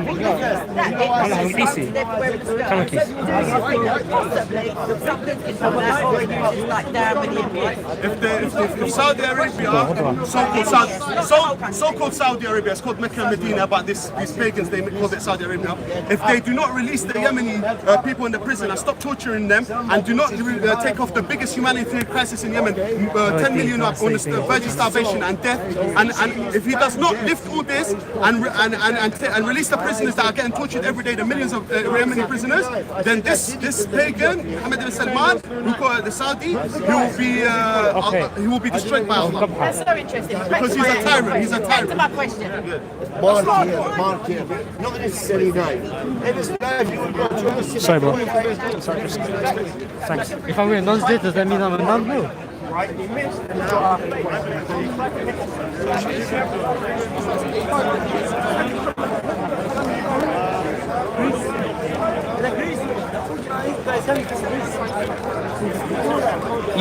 You still play the flute? Yeah. Have you changed? Have you changed your position, or is it the same? What do you mean? The flute. Same, 2 states. Yeah. Don't care how it happens. I don't care where the borders are. Whatever both sides, the Palestinians and Israelis agree to, I'll be happy with that. Okay, well, we have another conversation next time, innit? Yeah. Next time. Yeah. Cheers, yeah.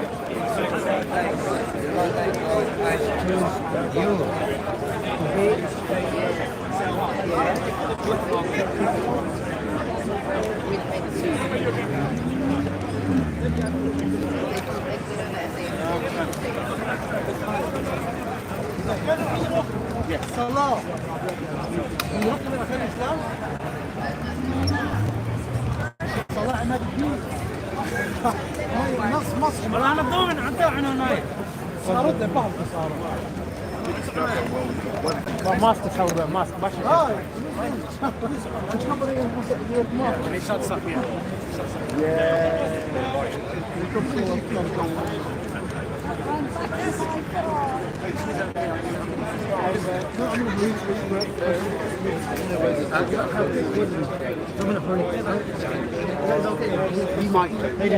You're a great bike rider.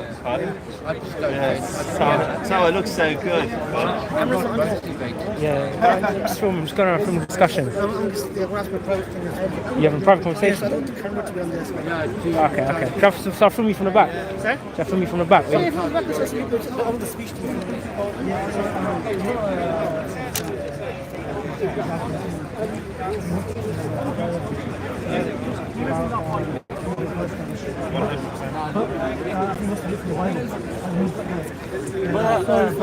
I'm sorry, but this guy is making him pay for a wedding.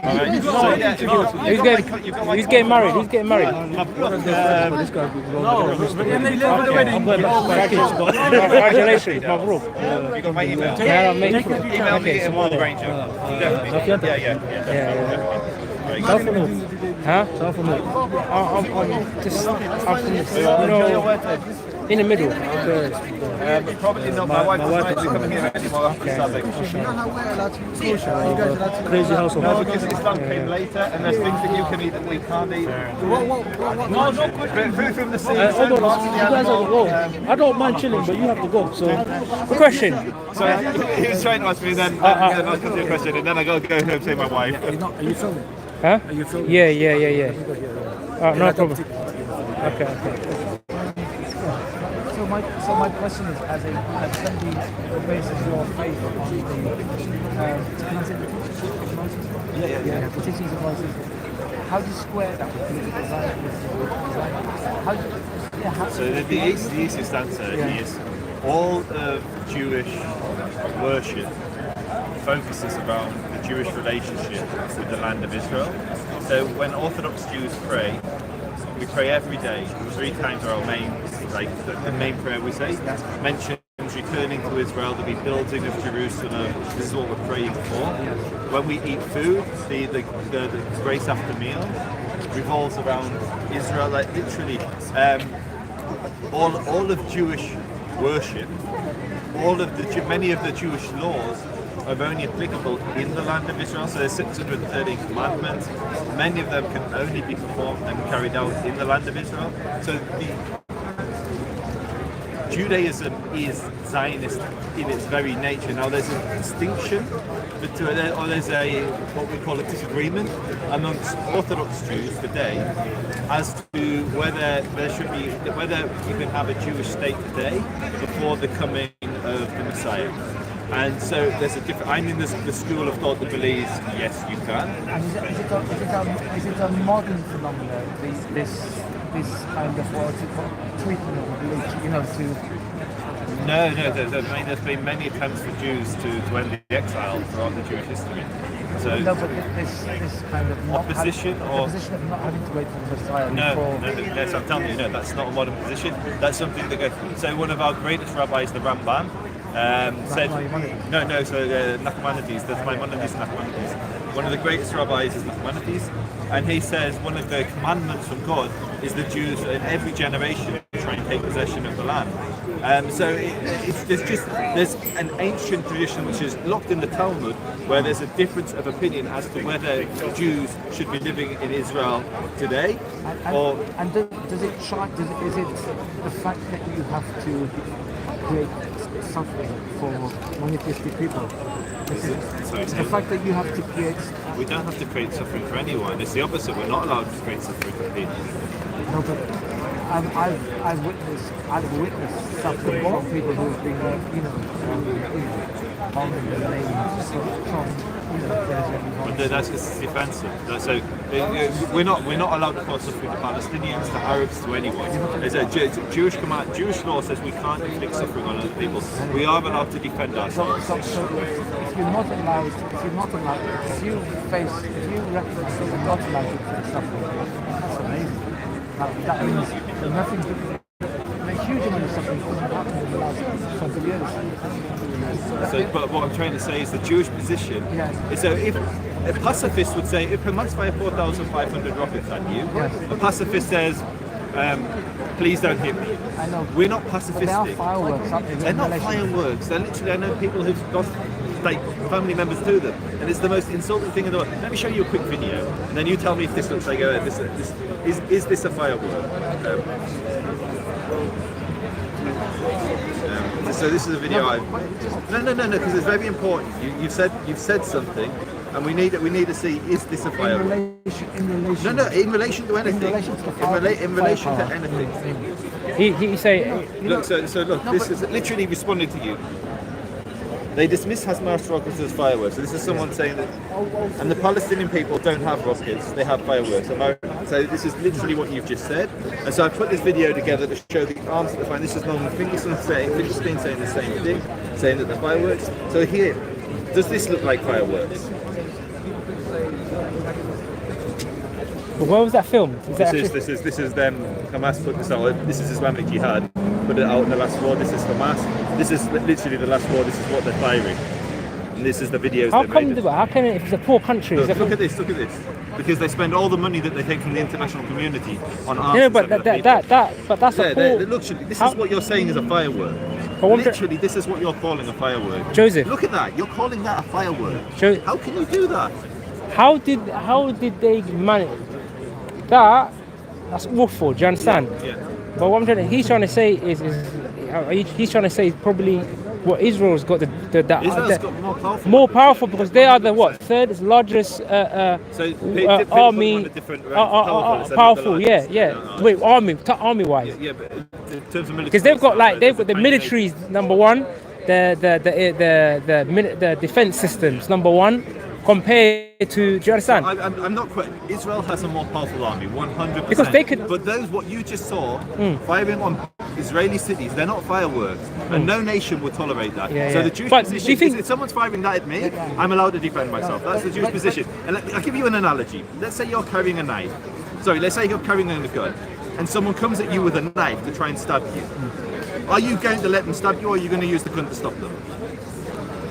Well, you might shoot their feet, but you won't shoot them in the heart, maybe. Many people would say if someone's trying to kill you with a knife, you're justified to shoot them. But what I'm trying to say, but your analogy is, what he's trying to say is right, it's like you've attacked yourself, you defended yourself, and now you went on and on. Because what I'm trying to say is that you always hear this on the media. Obviously, they're hiding in schools, this and that. But what I'm trying to say is, why attack the journalists' buildings? Do you know what I'm saying? Why attack? Do you know what was in the Al Jallah Tower? Yeah, but do you know what was in the Al Jallah Tower? So Israel has the Iron Dome, which defends Israelis. So Israel invests all its money on trying to defend its citizens with this missile interception system. The Al Jallah Tower, they were developing a system to try and block the Iron Dome so they could kill more Israelis. yeah? So Yeah, Israel took down the tower. Yeah. And what did Israel do with the tower? Mm-mm. Yeah, name any other army in the world that does this. They warned the tower in advance, and there's a conversation on camera with the building owner and the IDF saying, you've got to come out, and he's saying, we need to get back in, we want to take equipment out. He said, it's coming down, do not go back into the building. No other nation does that. And what they then do, they drop a non-lethal explosion above the building before taking it down to make sure there's no one in, and then 5 minutes later they'll take down the building. Would you say there's some people in the army, right? That I'm not saying all of it, but I'm just saying within the Israeli army who just want Palestinian blood. So I would say, like, could it be there could be infiltration in the Israeli army, that there's some people who just believe that they just don't hate. They hate So what I would Arabs. say, there are individuals in Israel who are racist and are in the army and have done things. And what happens is they go through the court system and they're sent to jail and jail for a long time. So for instance, when there's a shot, right, when someone has to take a shot with live ammunition, the Israeli army, they have to get permission from their commander before taking that shot. No other army in the world does but this. what I'm trying to say is this. I'm giving you like the lengths that Israel goes to survive. And Yo, so lock up the tin, bro. What's going on? Sorry, go on. And so the final thing, and then I'm going to have to go. No, but I'm just going to. So, in the last year, just over 300 Israelis and Palestinians have been killed in the conflict. But Israel. Sorry. Israel has the ability to absolutely annihilate the Palestinians. Imagine if Bashar al-Assad had the power of Israel, what he would do to the people of Syria. We look in 5 years. Hundreds of thousands of people, literally 500,000 people, were killed, in Syria. 300 people were killed this year. Most of them, the majority of those killed, were members of Palestinian Islamic Jihad and Hamas. Israel has the ability to annihilate the Palestinians. It doesn't. If the boot was on the other foot, what do you think Hamas would do? It's a genuine question. What do you think Hamas would do to the Israelis if it had Israel's power? So that is what? What would Hamas do to the Israeli Jews if it had Israel's power? Maybe I don't know. Maybe I don't know. Like they could have. They could. Like Hamas. Why did you teach them not stop the oppression? Because we don't believe there is oppression. I know what you're saying, Joseph. I know what you're saying. Everybody who let me say something. Sorry. The world that is witnessing and what I have personally seen, that is oppression. And if your eyes can't judge that oppression, then Listen. This year, tens of thousands of people killed in Yemen. Tens of thousands of people killed in Afghanistan. 10,000 people killed in Mexico in drug wars, Tens of thousands of people killed in Africa's just fields. Let me finish my point. Plains of blood, fields of blood. Africa is bleeding. The continent is bleeding in genocidal wars, Israel-Palestinian conflict, we're talking 300 people in a defensive war which was initiated by Hamas, which Hamas said, if you do not change something, by 6 p.m. tonight we're going to fire rockets on Jerusalem, which they did. And then you're standing here and saying that Israel, because it's defending itself, is oppressing? Are you insane? No, but did that whole war start with homes being taken in Jerusalem? No, the Sheikh Jarrah property dispute has been going on for 50 years. No, listen, you'll learn. 50 years in the court system, the Al-Kurd family and many other families of the 28 properties in question, the 7 which are immediate, have been battling in the courts for property that was originally Jewish, and they want to claim, the Arabs who live there want to claim it as their property, and so there's been a fight in the court system for 50 years. So if you're saying the conflict started 50 years ago, in 1952, or in 1967 when Jerusalem was reunified, fine. You can say it started then, but that what started this conflict was not a 50-year legal dispute. What started this conflict was Hamas firing rockets on Israel. What started this conflict is the mixing of politics and religion, and that's the mistake that you're making. That's what's causing You never asked me my position. I don't mix religion with politics. You told me at the very beginning you said, am I religious and am I Zionist? And I said yes. My support for Israel is not religious. My support for Israel is 100% the Jews were persecuted. It is our ancestral land. It is the land where we became a nation. We have a thousands and thousands year old connection to that land. And therefore, we were persecuted. I don't know which country you're originally from, your family. I don't know if it's this country or somewhere else. But we've been persecuted in every nation that almost every nation we lived in. And we've said, Khalas, enough is enough. We do not want to be persecuted anymore. We tried living under the Christians. They slaughtered us. We tried living under the Muslims. They slaughtered us. No, you did well with them. No, you did well with the Muslims, right? Okay, what happened under the Al-Muhadin? Arab nationalism, innit? Arab nationalism, right? No, the Al-Muhads were they basically... But those guys were Arab nationalism, correct me if I'm wrong. It took centuries ago in North Africa. Nothing to do with Arab nationalism. Basically, it followed the Al-Andalus Caliphate, the Cordoba Caliphate. The Almohads came over from North Africa. They conquered and they massacred hundreds of thousands of Jews. Yeah. So the Jews did well under some Khulafa and they did terrible under others, just like Muslims. Anybody who tells you that the Jews did amazing under every Caliphate is an ignoramus or a liar. Generally, Muslims and Jews say that in history... Which they Jews? Which Jews say that? Well, I'm not an expert, but one but maybe don't say that. If you're not an expert, don't bring something to the party. Almost every Jew that was living in Arab lands said they were persecuted, without question. Name me a country where they weren't persecuted. Name me an Islamic country where they weren't persecuted. Well, there wasn't some persecution. I'm not an expert. I can't. Then don't say something definitively. And now I would agree with you. There were some caliphs who were incredible to the Jews. And there were others that were terrible to the Jews. But in almost every land that we lived, whether they were Muslim or Christian, we were persecuted. And we said, Khalas, enough is enough. We've tried living under you all and you slaughtered us. No more, thank you.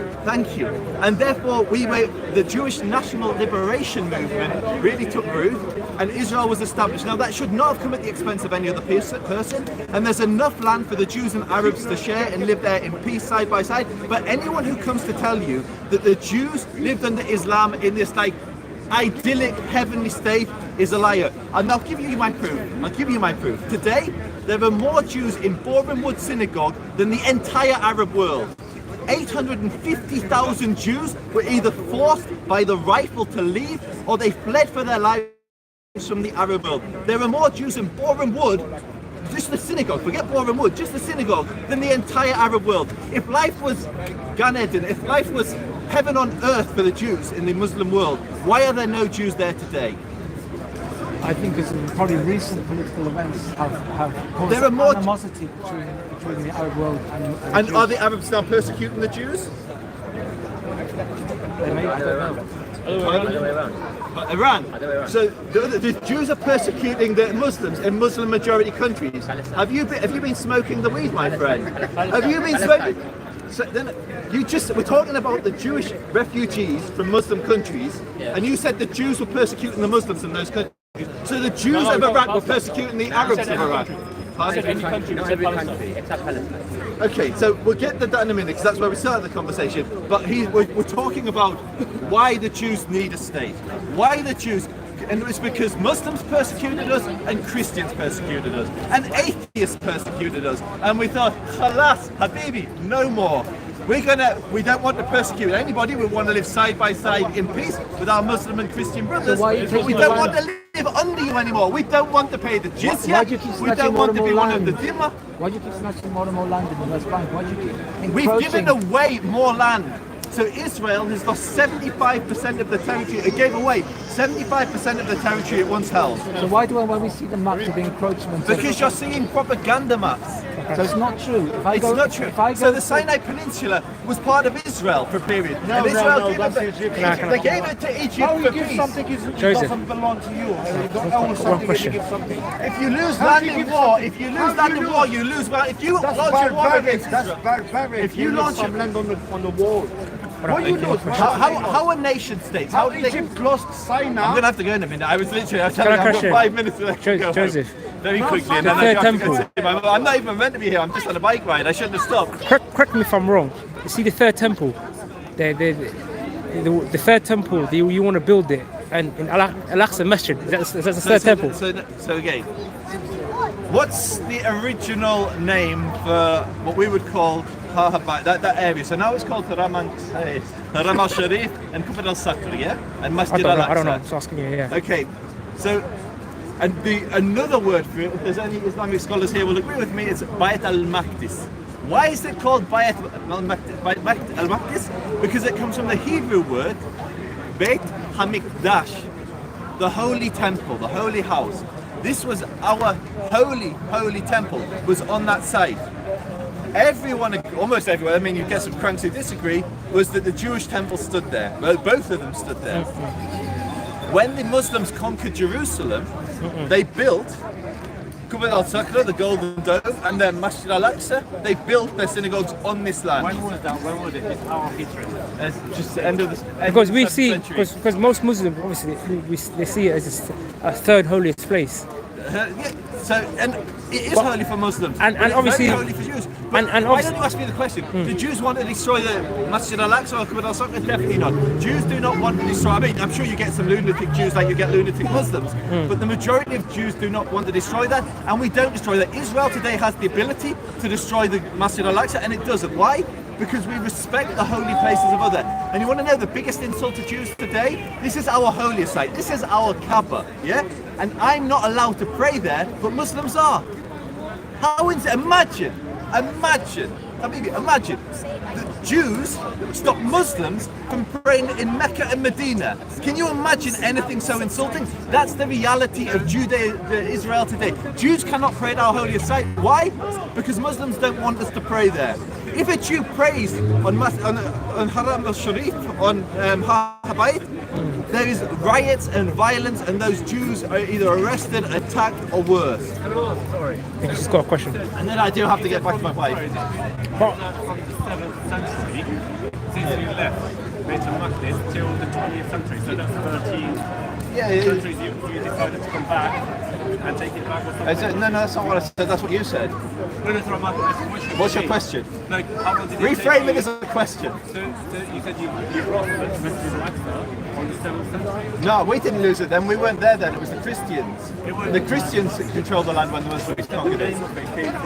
Yeah, the reason why is it called Al-Quds?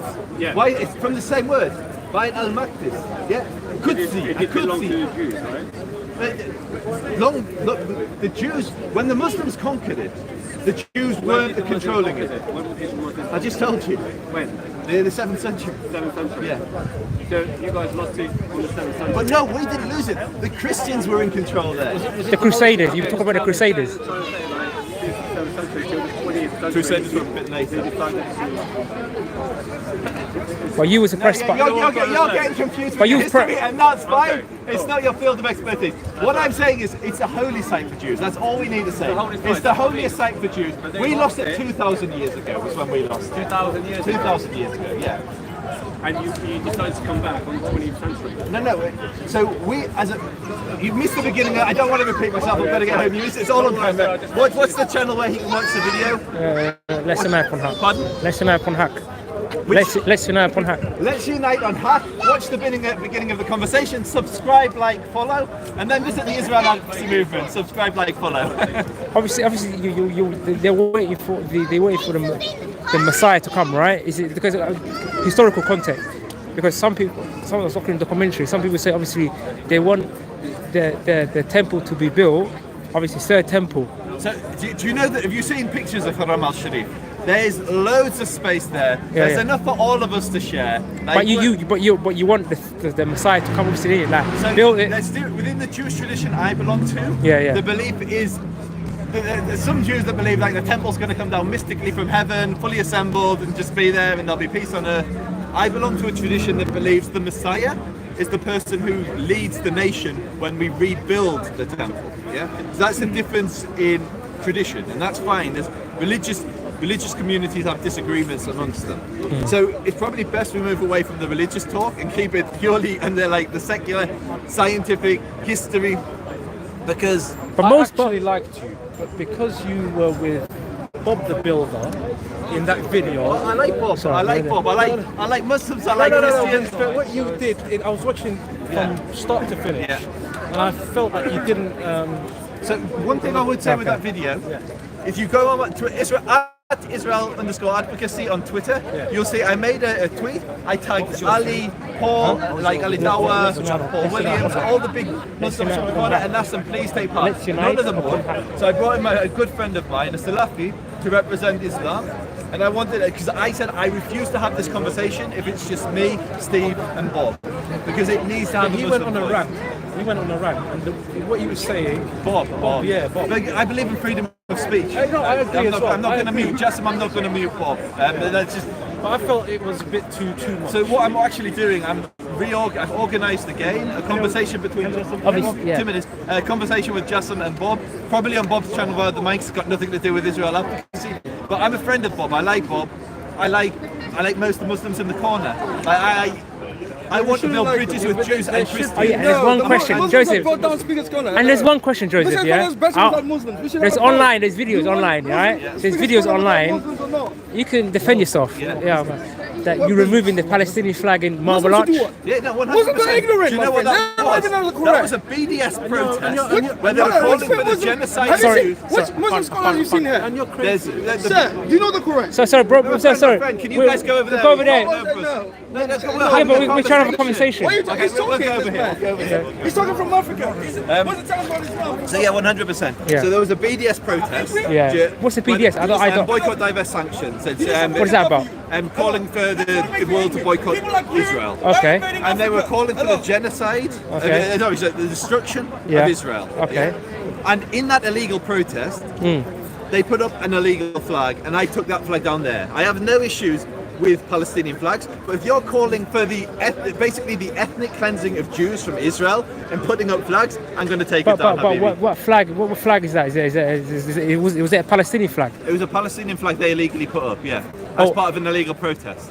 Okay. Not as part of a protest. It wasn't an official flag or anything. No. It wasn't an official flag on. No. Okay. It was literally over here on a lamppost about this high. Yeah. They were calling for the destruction of Israel, and they were putting up flags, and I took them down because. That flag it wasn't a property of the Marble Arch. No, nothing to do. There's no Palestinian flags in Marble Arch. Okay. Yeah, no. But some people could argue, why can't it not be there? So let me put the other way around. If there were a load of Jews calling for the destruction, calling for the ethnic cleansing of Palestinians, and they were putting up Israeli flags illegally, and you saw that, would you let them just leave those flags up flying while they were calling for the destruction and the ethnic cleansing of Palestinians? Was that what it was? That's what it was, yeah. Okay. But you wouldn't, if someone like, let's say, put a Palestinian flag right there, right now, today, you wouldn't have a problem with it? I don't have what I would do if I had an Israeli flag, I'd put it next to it.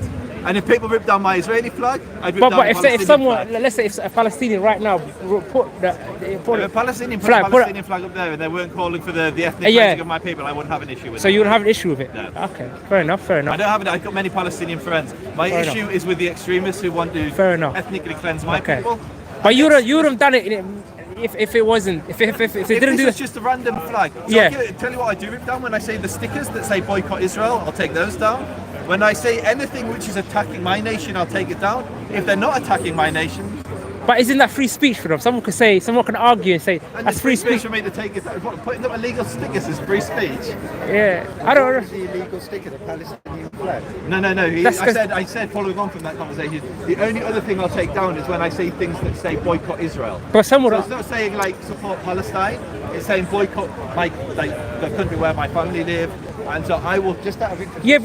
But that's free speech. The UN doesn't recognise quite a lot of what because Israel for me, what is the UN? But Joseph. No, you're the one that brought it up. It's a law-abiding organisation. It's not a law-abiding organisation. A lot of countries and the country we currently live in abides by. But that's free speech, though. If you think about it, the United Nations is a democracy of dictatorships. And what I mean by that suits certain countries. It's very well. When you use that argument, what do I mean by that? What do I mean that the United Nations is a democracy of dictatorships? What do I mean? Explain it to me. Well, you're saying it's a dictatorship. So I'll give you an example. Which I know you're going to have strong opinions about Israel, but ignoring Israel, what countries do you think are the worst offenders of human rights in the world today? Name 5 countries you think are human rights abusers. I think the UK are not bad. The UK, so forget like Venezuela. What about? Like France in the Antwerp Iran, would you say Iran, literally Saudi Arabia, all of these countries sit on the Human Rights Council. They're the guys responsible for human rights at the UN. How the United Nations works is based on geopolitical interests of the nation states that sit there. And so Israel has a lot of enemies in the United Nations, largely the Muslim states. Really, that's why the United Nations.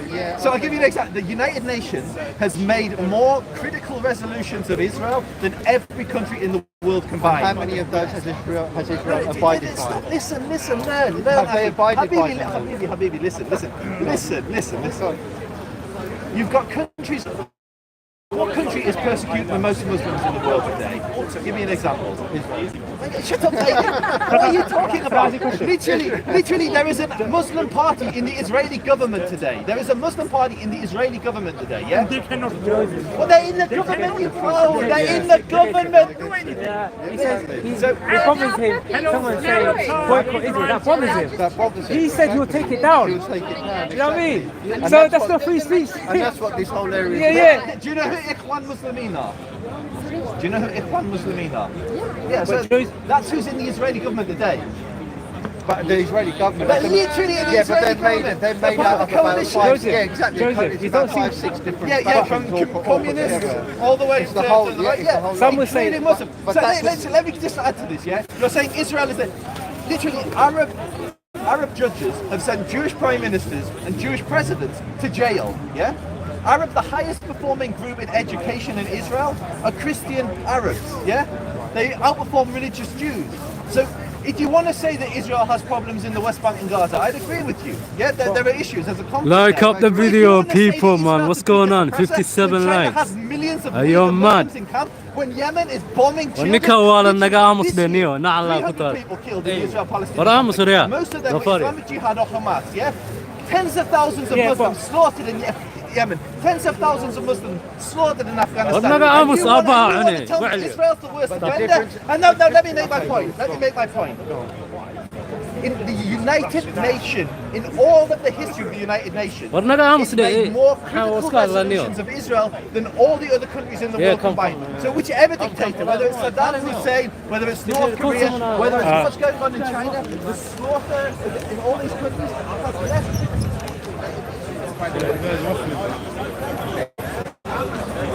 No, he's not for free speech.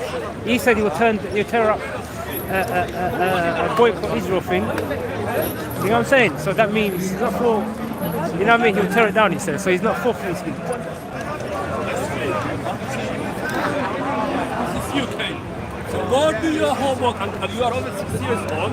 Don't come here. Keep the Muslims together and say Islam being good since we went to Attack and we bring the black people. You know what I'm saying? Look the way he's looking at me, he's got the same mentality your son. Not your son. You don't look at people like that. Stop for Allah. Come on, that's right. Challenge him. If he's wrong, challenge him.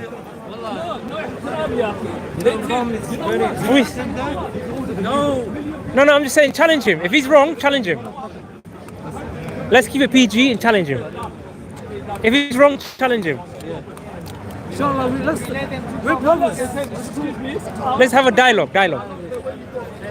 You can't have dialogue with animals, man. But you have to. Are you Somali? Yes, say yes. Yes. Who, when Islam revealed, someone dropped. When Islam revealed, yes. Yeah. Who was the best person in the face of the earth? Prophet Muhammad. Who was the best people? Who were the best people? Allah chose. You know this is a hadith. Yeah, the Prophet. Allah chose long hadith. Allah chose Ibrahim, and then Allah chose Adnan, and chose Muhammad Quraysh, and from Quraysh chose Muhammad. Allah chose Muhammad. Wallahu, this is a verse saying, Wallahu ya'lamu haythu yada' risalatahu. Allah is not dumb. Subhanallah al-Azim. Allah, when He choose a message, He knows where to give it to.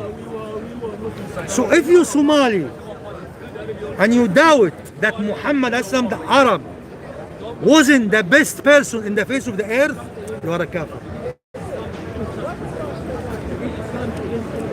If you are Somali or Pakistani or Indian or any creed, if you believe anyone from any country come equal to Abu Bakr and Umar and Usman and Ali and the 10 people, you are a kafir. Because there is text. The Prophet said, لو أنفق أحدكم مثل أحد ذهبا. You know, Mount of Uhud, very big. The Prophet said, if you spend a big lump of gold like mountain of Uhud, you cannot reach 1/10 of Abu Bakr or Umar.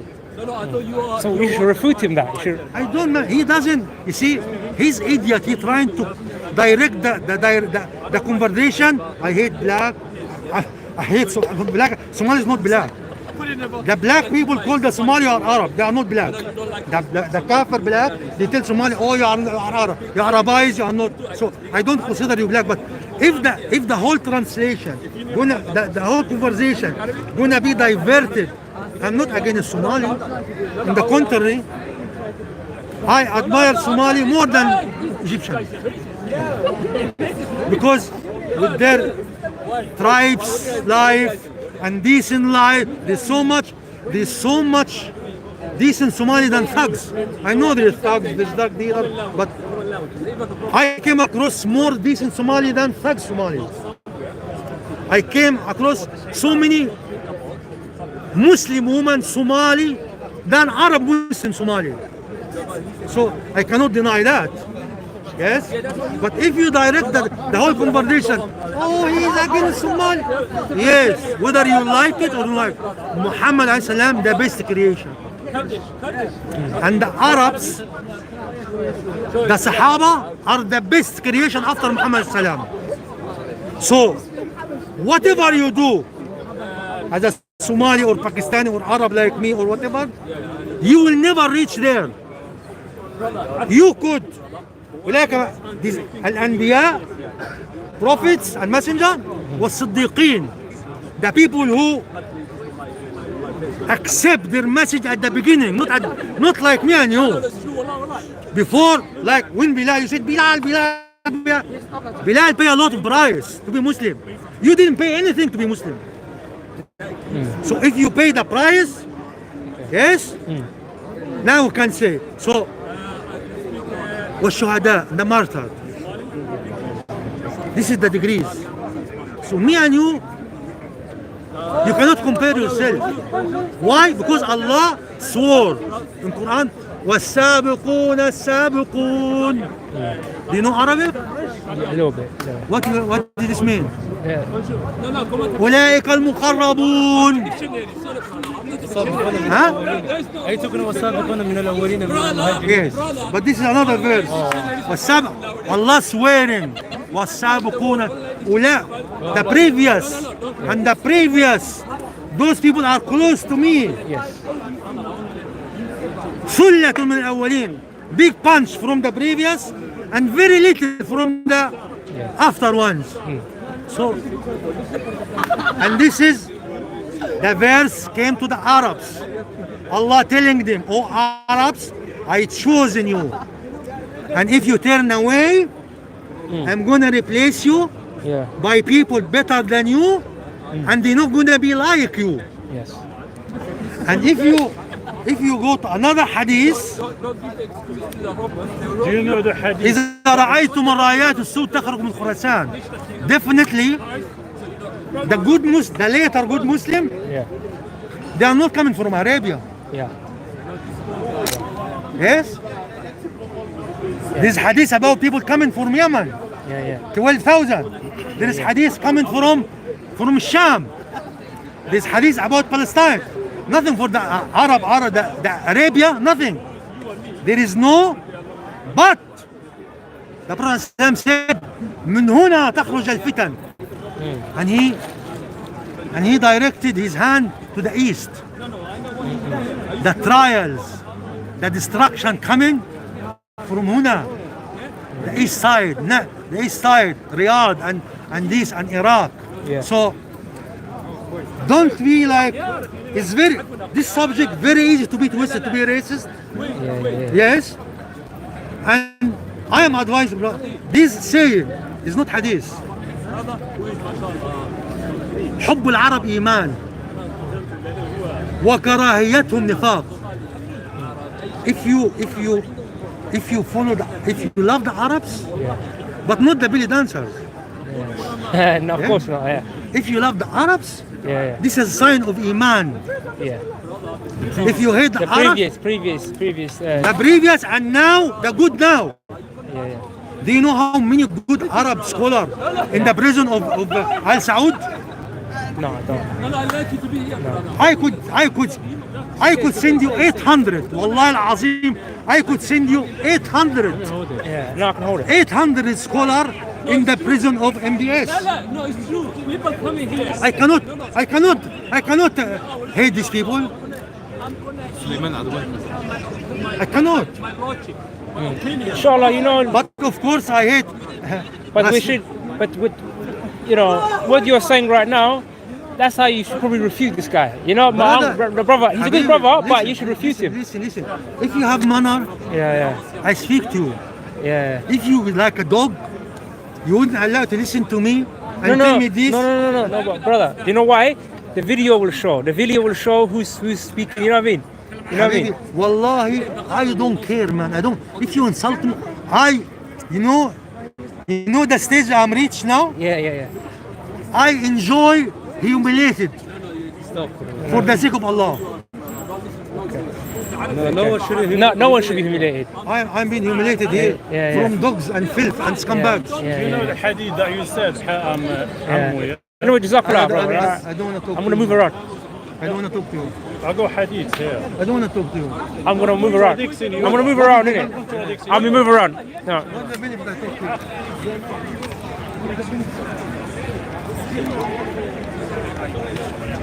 Hello. How's it going, right? Long time no see. You've been away? Come back a few weeks. How's things good, yeah? Yeah, I'm good. ولا نعسكر شيء فيها ولا هلا ولا يا ولا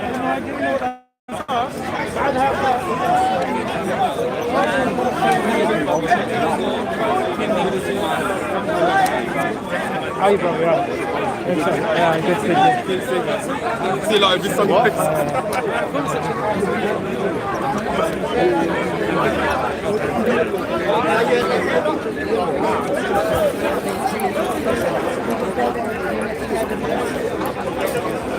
Look at these people! Why are you lying? Why are you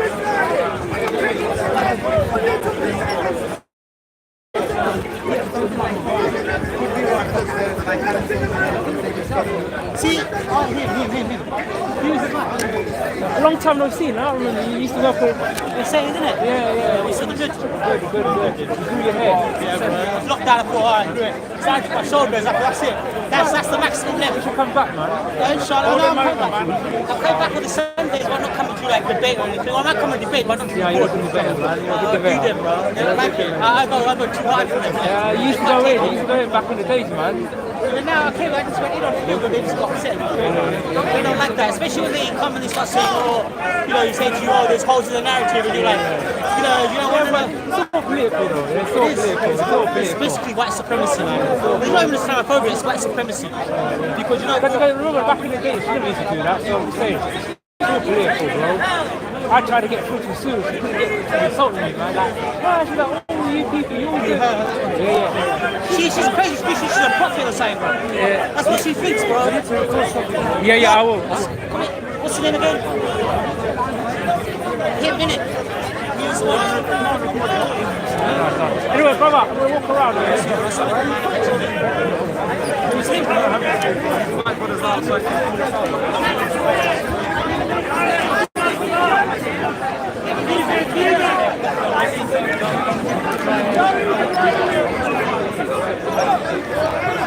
Yeah, it's not raining.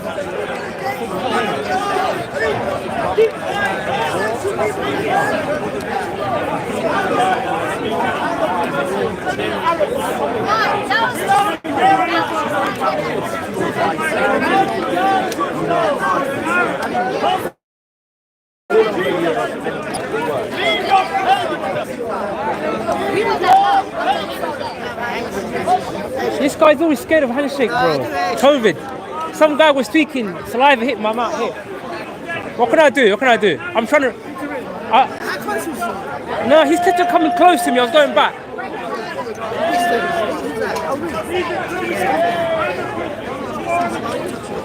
But it didn't hit my mouth though. It's all about if it hits your mouth.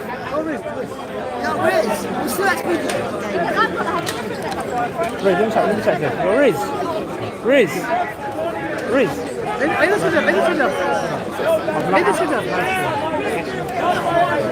I didn't realize.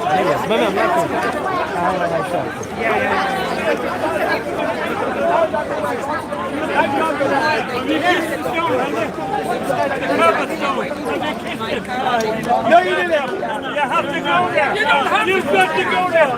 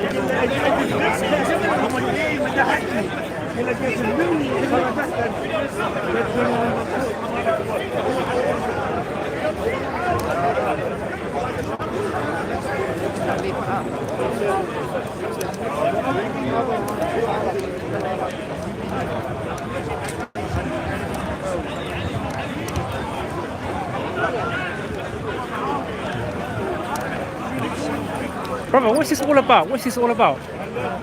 America and Russia will go into Iran. Nikan, skadani, Nikan, how are you? And Thank war you, will Ali. end in 25 minutes. Uncle, thank you. Alhamdulillah. Don't worry. Well, you laughed to me. Yeah. Ako Barshalo, yeah. Bash ako Barshalo all day, innit? That's it. Bro, Allah, man. Saliva giza ko dhacay. Huh? Yeah. Good, innit?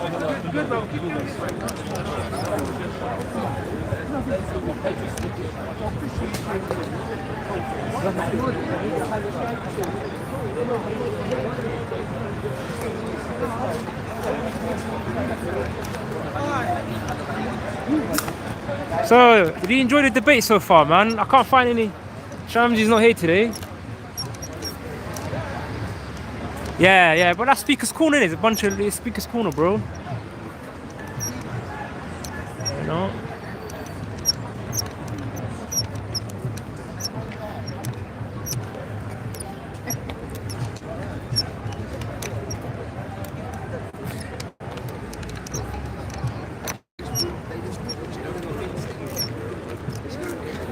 Should we end the live stream? Should we end the live stream on the live? Where's Hamza? For a wee. I thought you said we. Yeah. Come on. Come on. That's where your mind is. Assalamu alaikum. He's trolling you. Oh, I found He's trolling you. You'll be happy now. Recovered. He didn't even care. He was like, Oh my days. Did you get that? Yeah, I did. No, man. But you was trolling. No, man. Oh, you heard something. Maybe you heard. No, it was meant to be a joke, bro. Yeah, it's trolling, bro. It's a troll, bro. It's a troll. You're just trolling, bro. I didn't know you were filming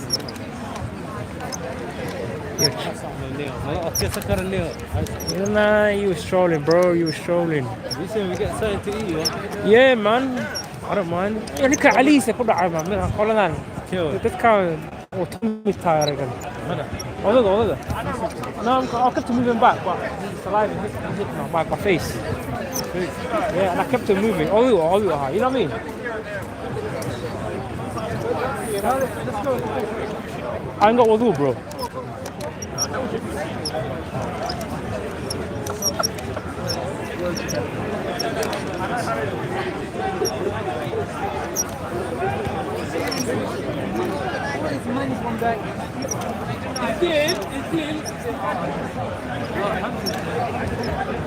Yeah.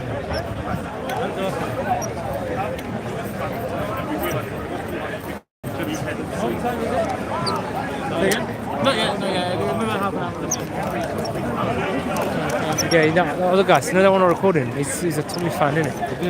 Yeah. Yeah. So Hamza, how's it going? Long time no seen. First time back? Yes. Long time no seen, yeah. Year and a half. It's interesting debates. Are they ever interesting? Yeah. So you can send it. Modine Allah. Should we chat to Modine?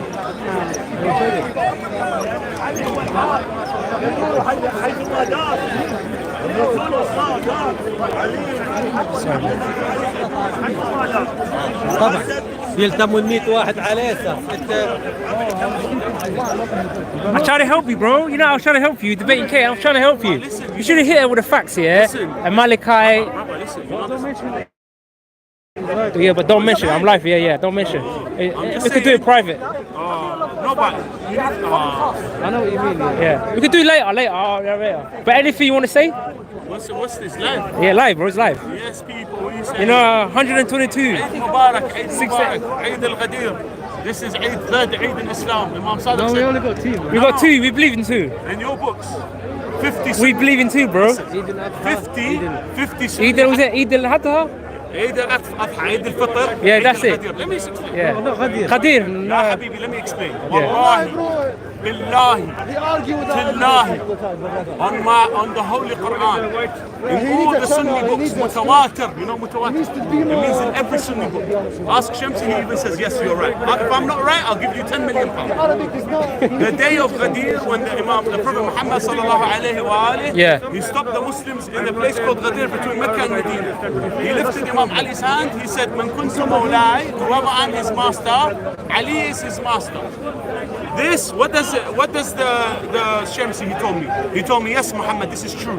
Even the Wahhabi who have hatred towards the Ahlul Bayt, they say this is true. But you know Wahhab, it's Wahhab is Allah's name, you know, one of Allah's names. The regime. Yeah. But Wahhab is one of Allah's greatest names, you know Most that? extreme people of the Sunnah, they say that this happened, the day of Ghadir happened, and this day, because why does Allah say, إِنَّا جَعَلُكَ لِلنَّاسِ إِمَامًا Allah جعل Modine, كل الوهابي regime was installed by the UK. Is it Sahih? Is it Sahih? I know, but let's not get into politics. Let's just talk in the Quran. إِنِّي جَعَلُكَ لِلنَّاسِ What does جَعَلُكَ in Arabic means? I have appointed, Allah says, I appoint the Imam. وَجَعَلْنَاهُمْ أَئِمَّةً What does that mean, جَعَل? It means appointment from Allah. So when the Prophet sallallahu alayhi wa on the day of Ghadir, what does Shamsi say? He says, no, the Prophet stopped the Sahaba to tell the people to love Ali. This is what Shamsi said. Even Muhammad Hijai said, the Prophet stopped that Sahaba, 110,000 Sahaba, in a hot day between Mecca and Medina, just to tell people to love Ali. Already the moment he loves Ali, why should he tell him that? It's not an aql thing. No, but he said, whoever I'm his master, Ali is his master. You understand? We'll fact check it. No, we can fact check it. No, it's not about fact check. That's why Eid Mubarak today, I'm wearing my Christian Dior. You get me? I'm happy, I'm celebrating for the last 3 days. It's partying. Because Eid. You celebrate Eid al-Adha? Eid al-Adha, I celebrated it. Eid al-Fitr, I celebrated it. Yeah, I'm gonna. I didn't see you celebrating. I did celebrate. I said Eid Mubarak. Did you go to the mosque? I went to the mosque. I prayed Salat al-Eid. Allahumma ahli al-kibriya wal-'azama. When we go to the mosque, we say Allahu Akbar. Bismillah ar-Rahman ar-Rahim. Allahumma ahli al-kibriya wal-'azama. Wa ahli al-judi wal-jabarut. Wa ahli al-'afwi wal-rahma. Wa ahli al-taqwa wal-maghfira. أسألك بحق هذا اليوم الذي جعلته للمسلمين عيدا ولمحمد صلى الله عليه وآله بشرى ومزيدا أن تصلي على محمد وآل محمد وأن تعطني في هذا اليوم كل خير أعطيت محمد وآل محمد وأن تصرف عني في هذا اليوم كل شر صرفت عن محمد وآل محمد. The day of Eid. You're giving khutbah now. No, this is when we do the salah. We say in the salah. So but anyways, I have no knowledge. No, of course. That's why it's above my knowledge. You know that. That's why the Prophet Muhammad sallallahu alayhi wa the verse came down. It says, "O Prophet of Allah, Ya ayyuha al-Rasul, بلغ ما أنزل إليك جاءك من ربك وإن لم تفعل فما بلغت رسالته. What does Allah say? He says, O Prophet of Allah, reveal to the people the message, and if you do not reveal the message, you have not completed the Islam. No blood clot deen out here. Salam alaikum, bro. Yeah. My warrior, my brother, come on, you don't know. No, you don't know. I listen. So the message of Islam was already completed. But the last Hajj, why did this verse come down in Surah Al-Ma'idah? To complete the message, you have to tell the people of the wilayah, the khilafah of Imam Ali alayhi salam. Because Allah, He appoints the Khalifa. Inni ja'aluka. What does ja'aluka? It's from Allah. Ja'al. Allah appoints the Khalifa, not the Nas, not the Shura. Shura, you can't appoint a Khalifa through Shura. It has to be from Allah, divinely appointed. إني جعلك للناس إماما. إني جاعل في الأرض خليفة. What did Allah say to the angels? What did Allah? Listen. 1 second. What did Allah say to the angels? إني جاعلك. What did Allah say about Adam? 1 second. He says إني جاعل في الأرض خليفة. When Allah said to the angels, I have put a Khalifa on this earth. He says إني جاعل في الأرض خليفة. And then what did Shaitan do? He didn't prostrate down to Adam. The only sin Shaitan did, he didn't prostrate down to the Khalifa of Allah. Allah said Adam is a Khalifa. Bow down to him. Shaitan said, I will not bow down to him. So anyone who does not take Imam Ali as the rightly guided Khalifa after the Prophet sallallahu alaihi wasallam, he has done the same sin as Shaitan. Is that in Al-Kafi or is that in Al-Kafi? Akhi, what does Allah say about Adam? He says, Inni to the angels, He said, Inni ja'alun fil ard khalifa. That's the same thing. For Adam, what does Shaitan do? He said, I don't believe in the Khalifa. You're comparing to Shaitan. Ya Akhi, listen, Ya Habib. Allah said to the angels, billion angels, Inni ja'alun fil ardu khalifa. I have made a Khalifa on the earth. What did the angels, Allah said? Prostrate to him. The whole angels have to prostrate. And they refuse. They refuse. They all prostrated except for Shaitan, Iblis, who was the biggest worshipper of Allah. He was the biggest religious person. He said, I'm not going to take this man as a Khalifa. What did Allah do? The same thing. The one that doesn't take Imam Ali as a Khalifa after the Prophet Muhammad sallallahu alaihi wasallam is the same. I don't have the knowledge. Because Allah has appointed him. Allah appointed Adi. Modi. I have no knowledge. Find someone. Ali Dawah. Bring Shamsi.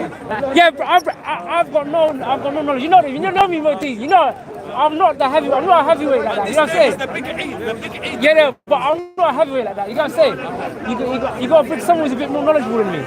Alright, cool. Enjoy your Eid. Enjoy.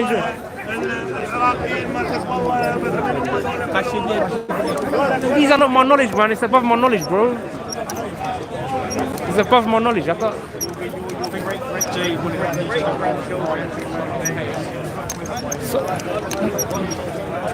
Yeah, I can't refute. You know, I couldn't refute because what it is, yeah.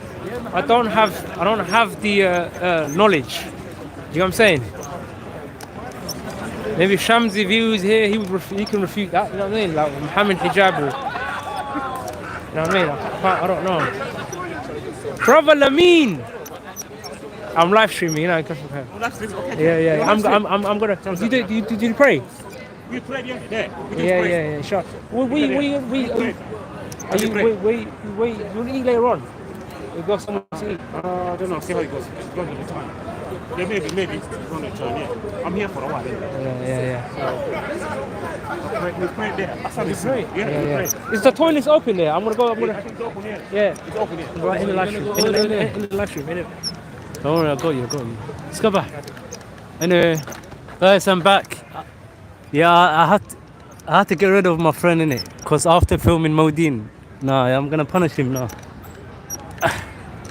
So he's not. Now I told him you're not gonna film next week. After that, you can't be filming Modine without knowledge. Are you crazy?